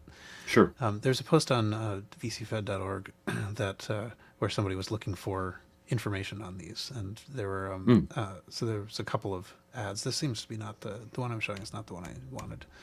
It says supercharge your typewriter, and then it has I think a slightly different version of this. So there's an ETX. I think the one we were looking at is an EX 100. There's an ETX That's right. 100, and it basically just shows something next to a typewriter. But what you're showing is kind of like a pizza box with a looks like a completely separate CRT sitting on top. Yeah. So I mean, the one that in the eBay auction is actually kind of cooler looking in Yes. that it's all sort of connected. But no, this is unknown to me, and it'd be interesting to play with. I don't know. You would be one of 9 people who have them in the world, I suspect. But yeah, I wonder. I guess it can't. I mean, someone could probably hack it to run on its own, but I don't know. I don't know how appealing an undertaking that would be. So it's designed to connect to some range of electric typewriters, and it uses the typewriter as the keyboard, essentially. That's right. And the printer, I think. Yeah. Okay. Okay. So it takes the keyboard and then can output back to the typewriter for printing. Oh, that's neat. I think you get the word. You can use it as a word processor, and then effectively, I guess the keyboard and the printer part of the typewriter become logically sort of decoupled. As far as how they're handled. That's honestly a really neat idea. I guess it didn't take off because none of us have heard of it, but that seems like a good idea at the time. I like the title of the ad that Paul is showing, Supercharger Typewriter. I don't know, that's somehow striking. It also sounds kind of like an indie rock band. I don't know, good name, but yeah, we all remember those sort of middle, what are they, like early 90s word processor devices that basically were like a little computer with a built-in screen and a floppy drive and the printer, but they were all together. And some of those actually could be, I remember seeing some game makers were making software you could use it as a computer, but this, I guess, comes from a perspective where you've got the typewriter and you want to supercharge it, as it were. Interesting. Well, I wonder if it was overpriced or why it didn't succeed, because seems like a much better idea than those all-in-one word processors that you refer to. Like my sister had one of those, and they were terrible. Like you had a tiny little 2-line LCD that was your screen, and I mean, they were barely relate with one. They were barely better than a typewriter in any meaningful way. But this thing seems like a lot better than a typewriter, and a lot better than those all-in-one things. So. It's a shame it didn't get better. I mean, obviously you could. I wish there was a picture somewhere of the thing on. Like the screen is in the ads show different versions of this with something on the screen, but these the items shown in the ad aren't nearly as nice looking. Does it only work with Olympia typewriters? Is that is there a limitation on? Yeah, that might be why they didn't do better, because it only worked with a very specific kind of typewriter. Yeah, it must have in order to be able to separate the keyboard and the printer. It's got to have some kind of a bus that it expected. Totally. Expects those things to happen. Yeah, I'm sure every electric typewriter was different inside, so they probably couldn't support many of them. But it does seem cool, though. It's a cool idea, and it's a really cool looking device. That's what caught my eye. Seeing it, I thought, I assumed, of course, it looks sort of like a bit of a narrow computer, like maybe something, what is it, not Acorn, Apricot would make or something. It looks kind of like an Apricot computer, but. Yeah, it looks like a prop out of 2001 Space Odyssey, something like that. It's got that's exactly what it looks like, right? Yeah, that high tech kind of retro future high tech look to it. Yep. Yeah. It looks a little bit like some sort of anthropomorphic robot or something. I'm trying to think of who it looks like, but anyway. With the head and the neck. The head tilting a little bit to the the neck makes you think it's going to turn and look at you at any moment. It's kind of like my little dingbot somehow. But it's. I wish I knew more. I wish it would be interesting to get hold of one and play with it, but I'm not going to buy it. And I mean, the size of the case I guess there's nothing exposed on the back. It probably doesn't have slots, but the size of the case, it's taller than it would seem to need to be. Yeah, and I it wonder looks as why. if it has room inside, but I don't know. Maybe because it's trying to get up above the typewriter, because typewriters were very tall. Mm, So maybe the idea was you could put it behind the typewriter and see over it or something. I guess, but Maybe. look at the bottom of the floppy drive still would be pretty low. That's That true, yeah. typewriter, yeah, I don't know. I mean, it looks very ergonomic. I mean, Mhm. most monitors are too low, so I'm a fan of putting it up high. Yeah. Well, that was a new one for me. So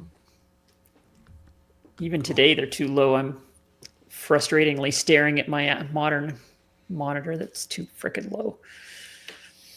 Yeah. Well, and of course everybody's got keyboards that are attached to the monitor, and Yeah.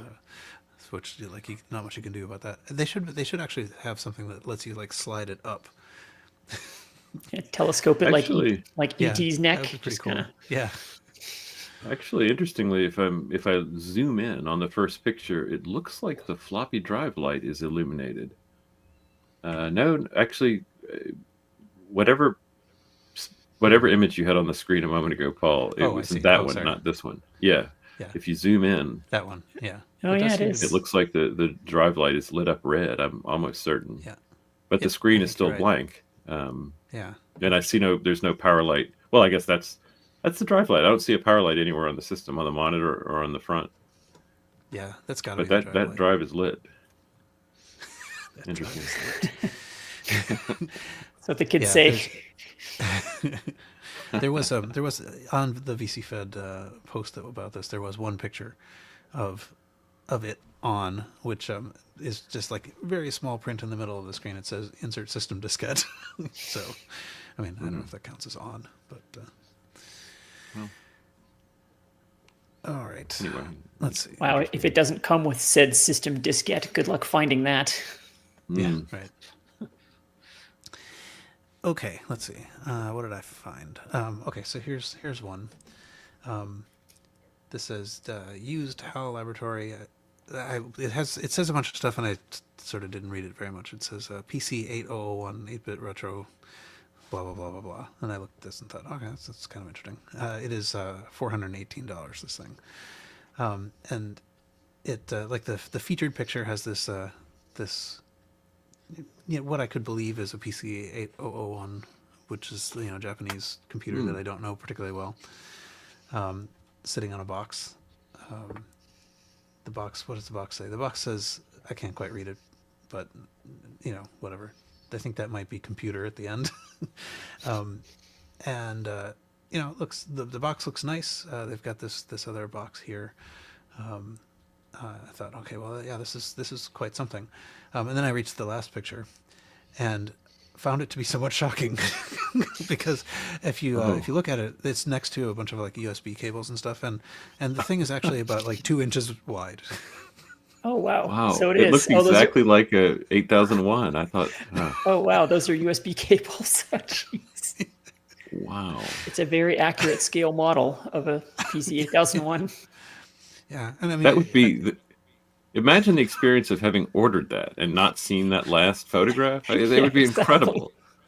Yeah. It would be incredible. Yeah, that would be a You'd be great standing in the doorway internet. for like 5 minutes. Just Yeah. Yeah, that would be a great internet unboxing joke video. Like what you thought what you is its ordered and what you got. what is its purpose? So, I mean, Is it one of What those is like it? all-in-one game things, but it's MSX? Is that the idea? it. I don't actually. Well, I mean, it is. I don't really know. I Very don't much think about this is the MSX though, is it? platform. Isn't it? Oh, I thought this was an Yeah, MSX machine. I think the I thought NEC the 8001 is, It's kind of its own thing. yeah.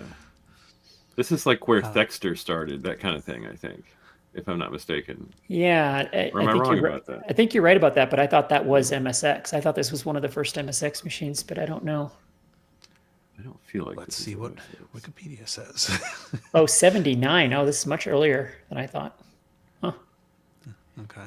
So this does appear to be again, one of those mini systems, I guess, but for this specific machine. I guess so. I mean, I didn't. Well, I suppose I can actually read what the auction says. I actually only looked at the pictures. Item description from the seller. There is no description. It just tells you about the shipping. It says 1/4 reproduction scale model. Oh, here it is. I see. Is it That's just a model? Is it? well. It seems to me like, given that it has all these USB cables, I'm going to assume that it does something. Yeah, it must. Yeah, if the cables there are must part be of a it, little then computer in there. yeah, I assume it's like the C64 Mini, like one of those, but for this specific machine. Yeah. Anyway, I thought it was amusing and shocking because I mean, I Yeah, thought I thought it looked really nice, and I didn't notice the fact that it was a quarter scale. I mean, the seller doesn't apparently know what it is. They're just labeling it scale model. Yeah. So it says it's new, right? Or does that new not mean new? It says used, though, in the title. In the condition. But I mean, it must be recent. Like the mini things they're not. That hasn't been going on for that long. I don't think. I don't know. Right. This is More recent than 1979 for sure. yeah. Yeah. It's pretty pricey. Yeah. Yeah. Yeah. No, I mean, all of these things kind of went together to make me think I was looking at a PC 8001, because as I said, I just kind of there's too much stuff in the title. I didn't really read it. I just saw PC 8001 and a picture. It's very convincing in the earlier photos. Yeah. Yep. Okay. Anyway, so yeah, I thought that was mildly entertaining. I think, okay, so what's another one I will talk about? Here's one that, okay, so this is, somebody had went to, I think this is probably an estate sale thing. So this is a $30 disc. It says Mario Brothers 2 ripped burned floppy disk vintage 1980s. And so, I mean, part of what I thought was funny about this is just the terminology. Yeah, it's also funny that someone's just selling a pirated game. Yeah. Well, and so what it says is Kung Fu Master 1, Mario Brothers 2. Oh, I was going Which in fact means it's on side 2 is Mario Brothers. Yeah, exactly. And I this was about to ask, was there a Mario Brothers 2? Actually, there might have been actually, but yeah, in this case, I think it's indicating side 2 because Kung Fu Master says 1, but this is hilarious. Like we all had 100 of these discs with pirated games on them, but this person, I guess, doesn't know that's what this is because they're selling it as. It seems like maybe they aren't aware that this is just. And I guess you get Kung Fu Master for free. Yeah, clearly. Yeah. Untested. That's pretty. But funny. yeah, so I thought. Wow. Yeah, so I looked into this a little bit. Because at first I thought, well, is there a Mario Brothers 2? And is there a Mario Brothers? And so Mario Brothers, do I have this? I don't know. But anyway, it was scheduled to be released by Atari Soft, but wasn't. They never did put it up for sale. And yet, it exists. So wait, what? It wasn't for sale? I mean, I had it. Everybody had it. We all had it. Exactly. That's the thing. It leaked somehow. Oh. But it was never actually for sale. Oh, I didn't realize that. Yeah, this is the game we were just talking about earlier in the show. And it's good. It's a very good. Yeah, it's a great game. Yeah, we played it a lot on the Apple II. Yeah. Yeah, it's a super fun multiplayer game. We played a ton of it. Yep. Yeah. So right now what I'm doing is I'm trying to load it up on the browser MAME. Eventually it's going to load. So I was kind of curious about this. When it starts up, it says 202 Alliance, which is the crack group that released it. Somehow they got it. So I was kind of curious about that. Actually, maybe while this loads, there's a. How long is this going to take? Okay, here we go. I think here it goes. But so while it says 202 Alliance, if you hit escape, waiting for it to start saying this, then it has a little Easter egg. I went into quite a deep rabbit warren on this. And so if you hit this, then it's a little message from the people who cracked it. And it's, it's whatever. It's people, it's high schoolers or junior high age children, sort of talking trash to all their rivals in the space. Of course. So Yeah. so there's a recreation of a letter from someone who's being mocked for just like being dumb, I guess, or whatever. And it's a funny sort of like view into this world. That's just, and there's a little spinning cursor down there of the type that we're used to from bulletin board systems. One of the animations you could do with text. But anyway, whatever. Eventually, so Interesting. there's a little message from the person in the 202 Alliance, current members. Actually, one thing I was kind of observing is that Incognito is listed as one of the current members, SysUp of the Curse, or SysUp, I don't know if you prefer. And the Curse was a local BBS to mine, so I don't know. It's possible that the 202 Alliance was actually near there. I assume that's the area code 202. What area code is that? Well, 202 is DC, I think, right? Okay. Is that, Blake? Can you confirm? I don't know. I don't think 202 is DC. Area I'm trying to code think. 703 540. Is this the part of the show where we Google Live? Yeah. Yeah. Oh, it is. I'm Area sorry. code What's wrong 202, with me? Service I guess I Washington, haven't DC. dialed a phone number in so long. It is 202 and 771. Yeah. I'm sorry. I haven't dialed a DC number typing it in years. So yeah, I guess. Sorry. I sound However, like a moron. I suspect that 202 in fact does not refer to the area code, but in fact Bell 202, the half duplex Oh, of course. Yeah. 1200 baud protocol that is used by the AppleCat 2. Yeah. And the so that sort of like little insult rant that's the Easter egg for Mario Brothers is refers to the Real Pirates Guide compiled by Rabid Rasta, which you can find on textfiles.com, which is sort of like a whole list of these things, So real pirates are more imaginative than to use the word copy in their alias, and real pirates play Bilestone and stuff like that. This is some deep Wow. Apple II Yeah. internet culture here, BBS culture. Yeah, real pirates no longer buy micromodem 2s, SSM modem cards, or networker modems. Real pirates buy AppleCats. Ah, there you go. Okay, hence 202 Alliance. Yeah. Yep. All right. So, But how do we know Yes. this thing was somehow stolen from Nintendo and Atari never published? Or Oh. Nintendo. I have no idea. I mean, like, all I know is that it wasn't ever actually among the titles that AtariSoft sold.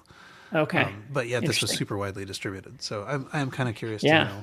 to know, like, how that came to be. Yeah, there's a story there I'd love to know because I mean it was universal. It was like everybody had Mario Brothers in the Apple II. Like it was Does it say AtariSoft when you on the title screen, or does it say Oh, that's a good Nintendo? question.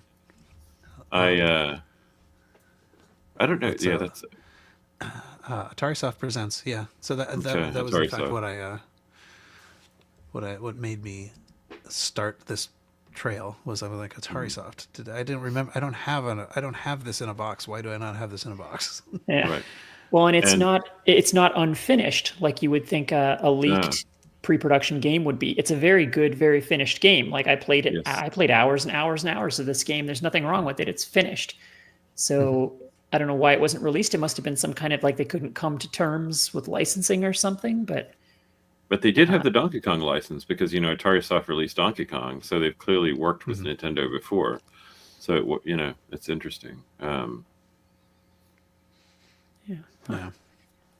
Anyway, so if you want to, I guess if you want to get a ripped burned floppy with this on it, you can buy it on eBay for $30, or you can find it anywhere you download disk images. That is super interesting. And for the record, there was a Mario Brothers 2 released only for the Commodore 64. Really? So that's not what this is referring to, of course, but there was technically one. Cool. Oh. Okay, I think I will.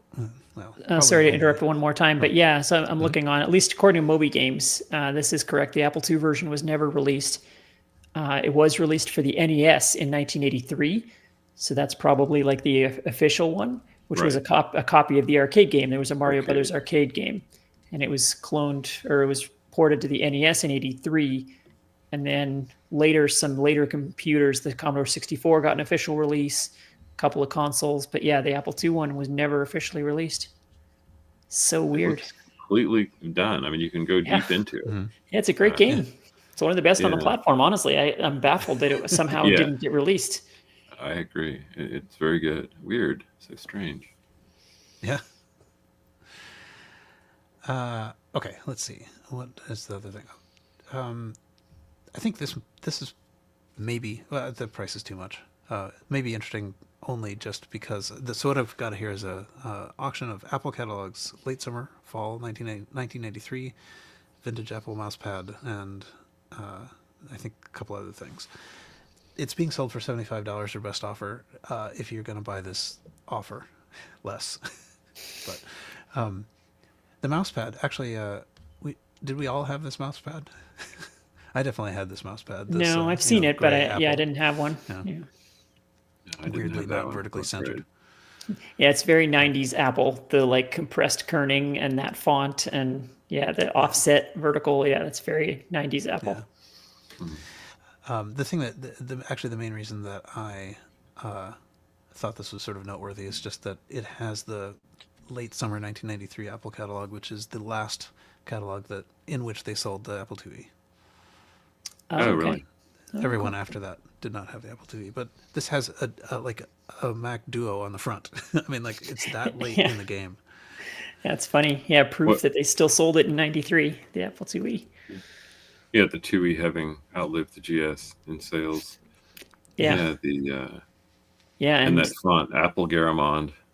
Yeah, yeah. Not 9 years into the Mac, they were still selling Apple IIes. And I think they outsold Macs until like 91 or something. Apple IIs were still outselling the Mac, which is amazing. Yeah. Let's see, actually. Interesting. I have. Sorry. Late summer. Here. This is the page. The one page in that catalog that has the Look at that. That's funny. It's as modern looking as they could make the 2E, which is funny. It's the Platinum with the Apple Color, the last version of the Apple Color monitor, and a 3.5-inch drive and a mouse.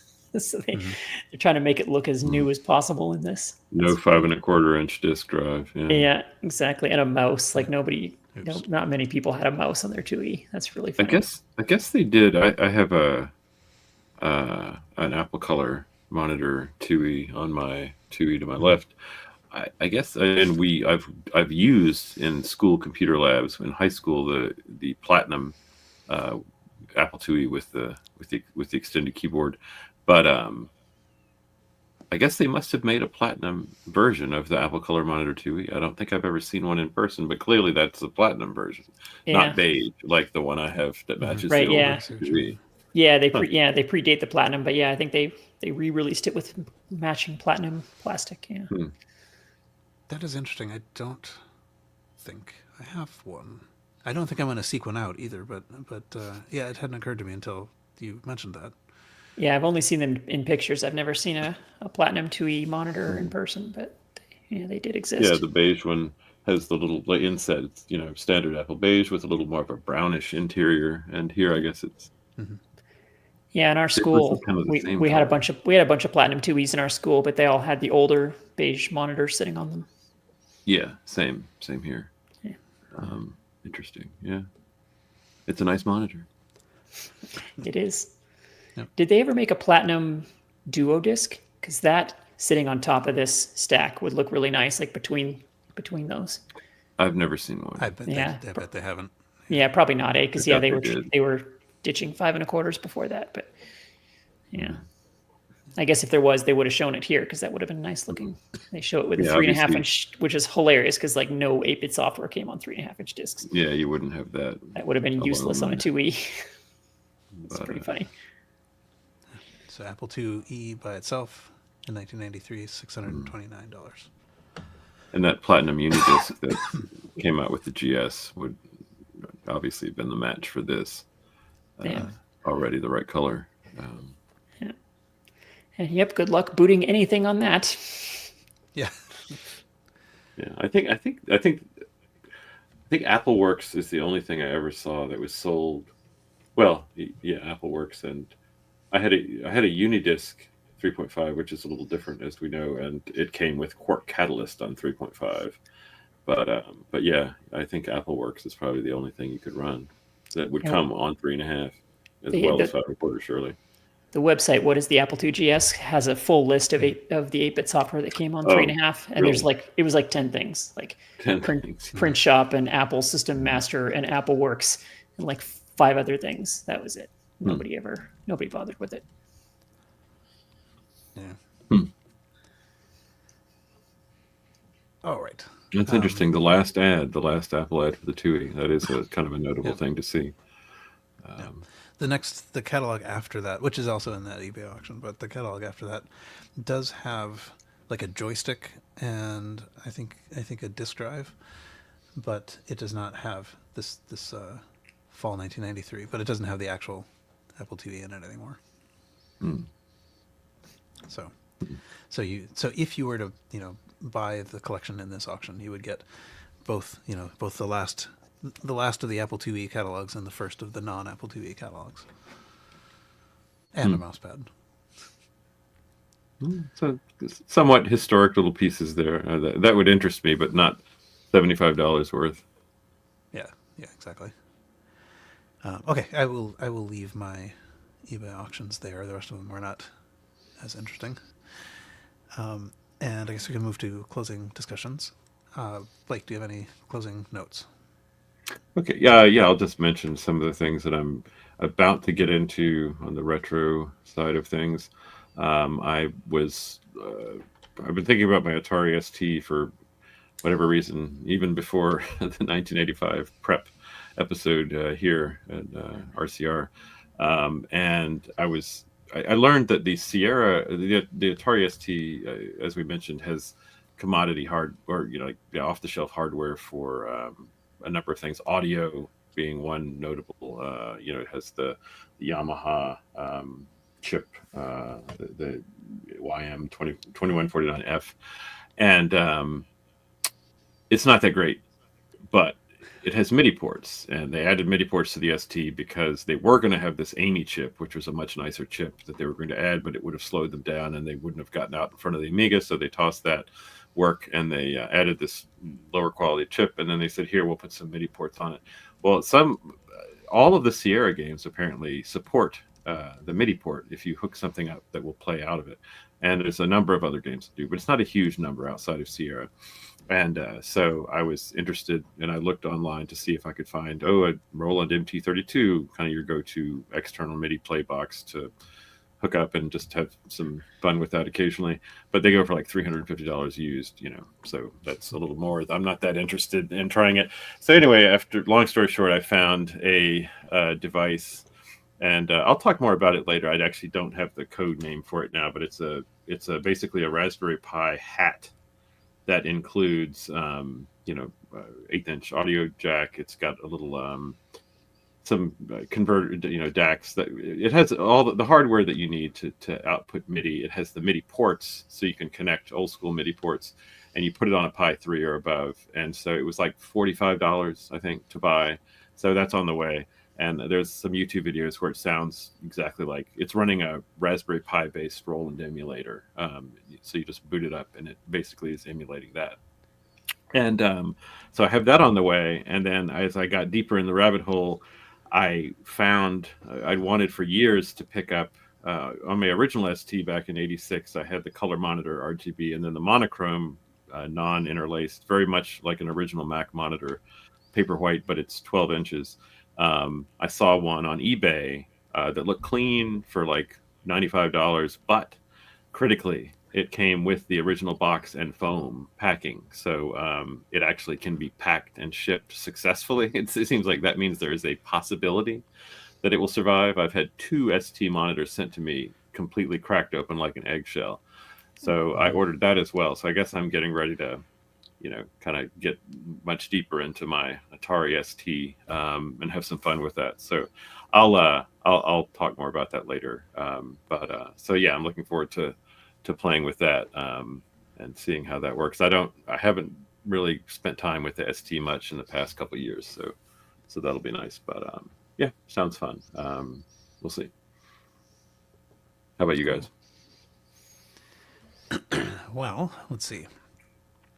Actually, maybe before I turn to me, just there was a question Greg asked in the chat about there being stuff on the 3.5 for the 2C Plus, and I did find this. So this was on. This seems not currently to be on. What is the Apple IIgs? Like it leads to a 404, and I haven't tracked that down. It's probably somewhere, but it looks like Apple actually had they published the Apple IIc Plus software directory.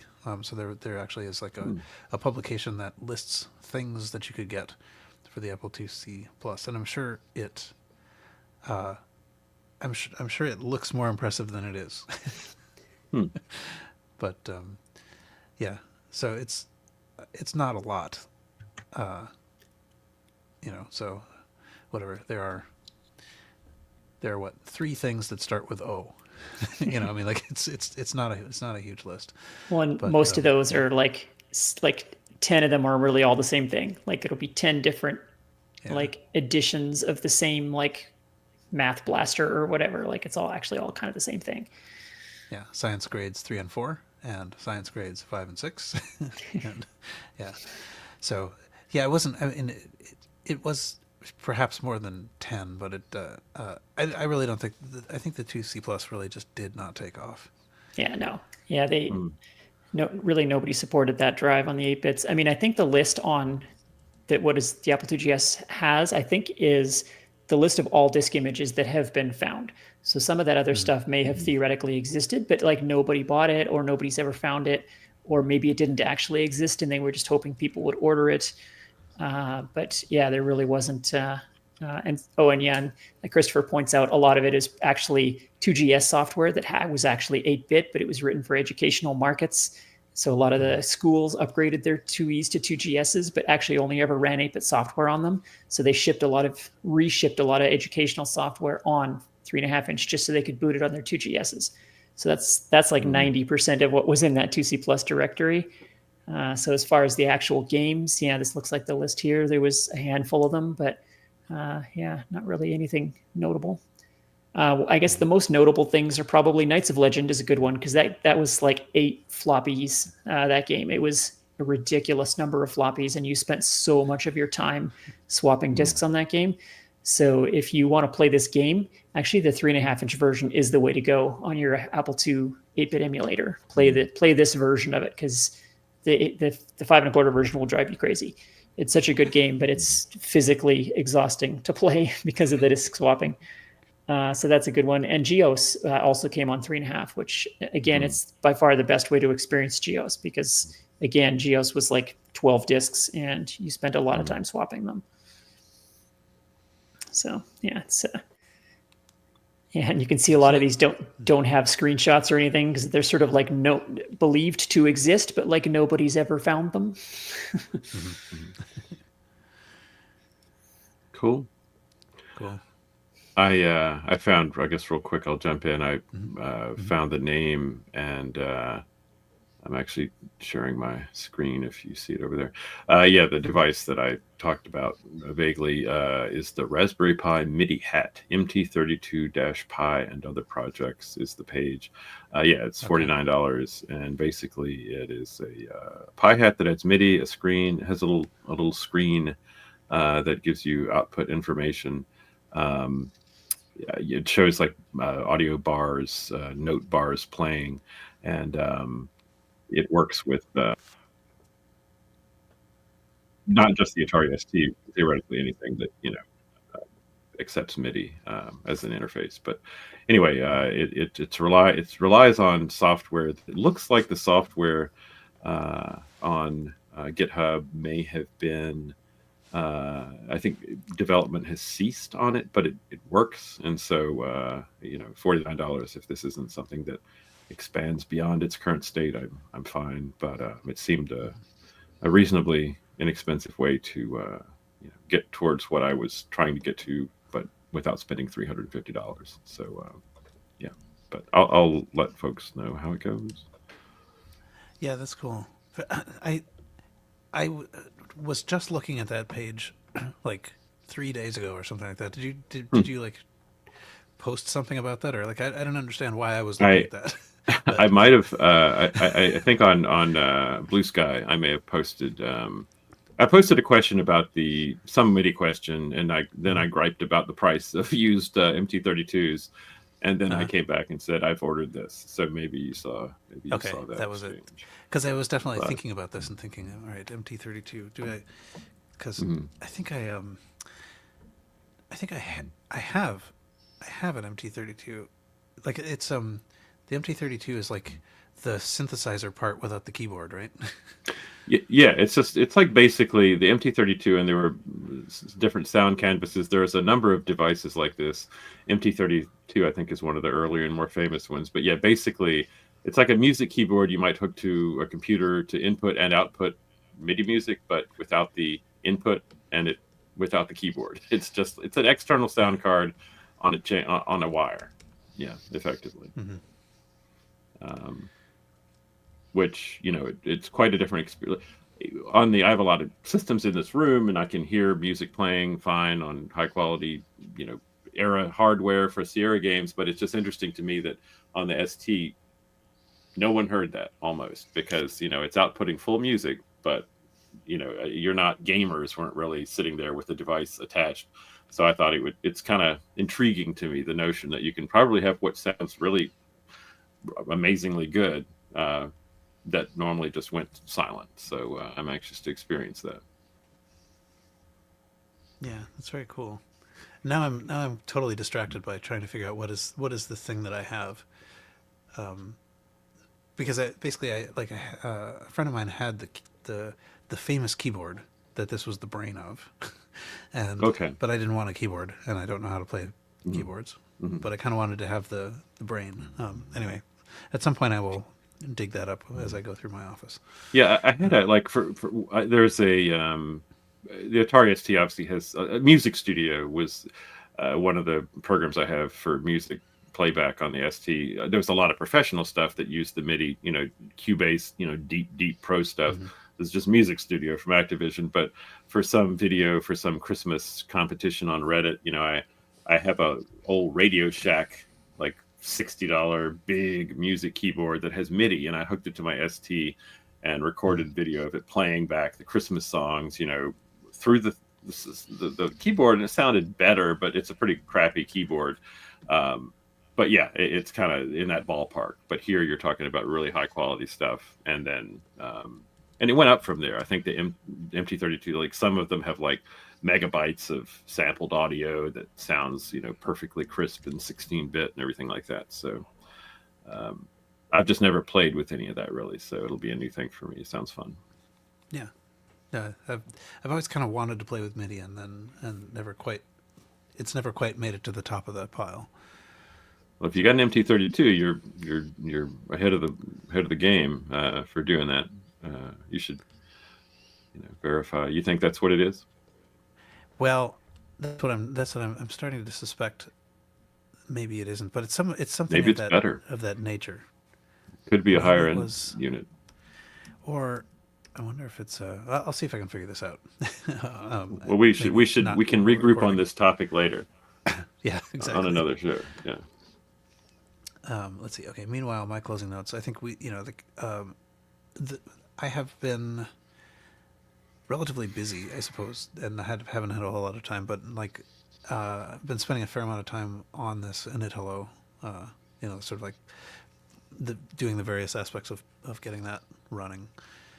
So that's most of what I've done, actually, I suppose, in this space. Quinn, any closing thoughts from you?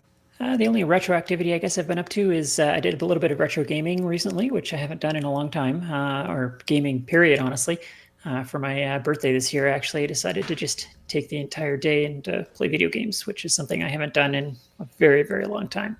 Awesome. So, yeah, I actually played my favorite game of all time is an obscure one from 2002 called Stronghold. It's a castle building game, and I absolutely love it. It's just one of those things where, you find a piece of media that just pushes your buttons. It's like as though they had made it just for you. This is that for me in video game form. Just every single detail of it, I think, is perfect, and I love it. And I've carried it around with me ever since my entire life. It's in that window of PC gaming where it's difficult to keep playing it because it's like it was sort of Super VGA Windows XP kind of era. And so it's you can't emulate that, like current systems can't emulate that fast enough yet. So you're relying on backward compatible versions of it to still run. Basically, there was a Mac version that wasn't very good and it stopped working like 10 Mac OSs ago. The PC version disappeared for a while, became unplayable for a while because current Windows versions wouldn't play it. Then GOG released a version of it that runs on Mac and Windows, and GOG does this thing where they have like a .NET wrapper layer that they can put around like early 2000s games, and it's kind of like Wine. It's not emulation; it actually like just creates the API environment that the game's expecting. And that version of it runs perfectly, except it was killed by the Mac OS 32-bit apocalypse. GOG doesn't, their wrapper engine doesn't support 64-bit or Apple Silicon. So I keep an old MacBook around with an older Mac OS on it just to play this game. And I hadn't booted it up in 2 years, so I thought the battery might be toast in the laptop because you can't leave lithium ions dead for too long or they just stop working. But it charged up. It took like 8 hours of being plugged in before it would wake up, but then it did, and it's charging now and seems okay. So I spent, actually 2 days playing that game, and it was awesome. And that was it. Wow. Cool. So I don't know if 2002 counts as retro, but it's on the cusp Sounds anyway. great. Yeah. I think by now it does, yeah. Yeah. It's such a good game. Even if, I love that thing. and I did discover that what I had is in the same category, perhaps as the Roland MT32, but it is in fact a Yamaha TX7. So I just, given the two names in the synthesizer world, I'm suspecting that the TX7 is a little less high end. But I don't know. Anyway, I think they both have the kind of like similar use. So. And it's not a keyboard, but a box, right? Yeah, it's a box. It's the brain of the DX7. Okay, I see. And the DX7 is the famous keyboard. Yep, gotcha. Okay. Cool. Good recording, everyone. Seems like if we wait a little more than a month between recordings, we wind up recording for a very long time. Yeah, we have a lot to say, I guess. Yeah, but no, it's fun to do this. So. Yeah. But that is it for this show. You can find the show notes for this and all the RCR shows at rcrpodcast.com. You can find lo-fi episodes and more via Gopher at rcrpodcast.com. You can discuss the show in the forums at forum.vcfed.org something. Maybe I'll just say at vcfed.org somewhere. You can follow RCR on Mastodon at podcasts.social at RCR Podcast. You can follow RCR on Blue Sky at rcrpodcast.com. You can join our Facebook group at facebook.com/groups/RCR Podcast and send feedback to feedback@rcrpodcast.com, which at some point we will get back to reading. We do read it. We don't read it back to you, though. And please write a review on iTunes if you wish. And until next time... Retrocompute. We are awesome. Yeah. That was our worst one in a while, but I guess we're rusty. Yeah. Yeah. We need a little countdown thing. That's what exactly. we'll probably do. Or something. But okay, cool. Okay. Well, thanks everyone for that was fun. For sticking around here. Thanks YouTube. Quite a long time ago. But all right. Bye YouTube. All right.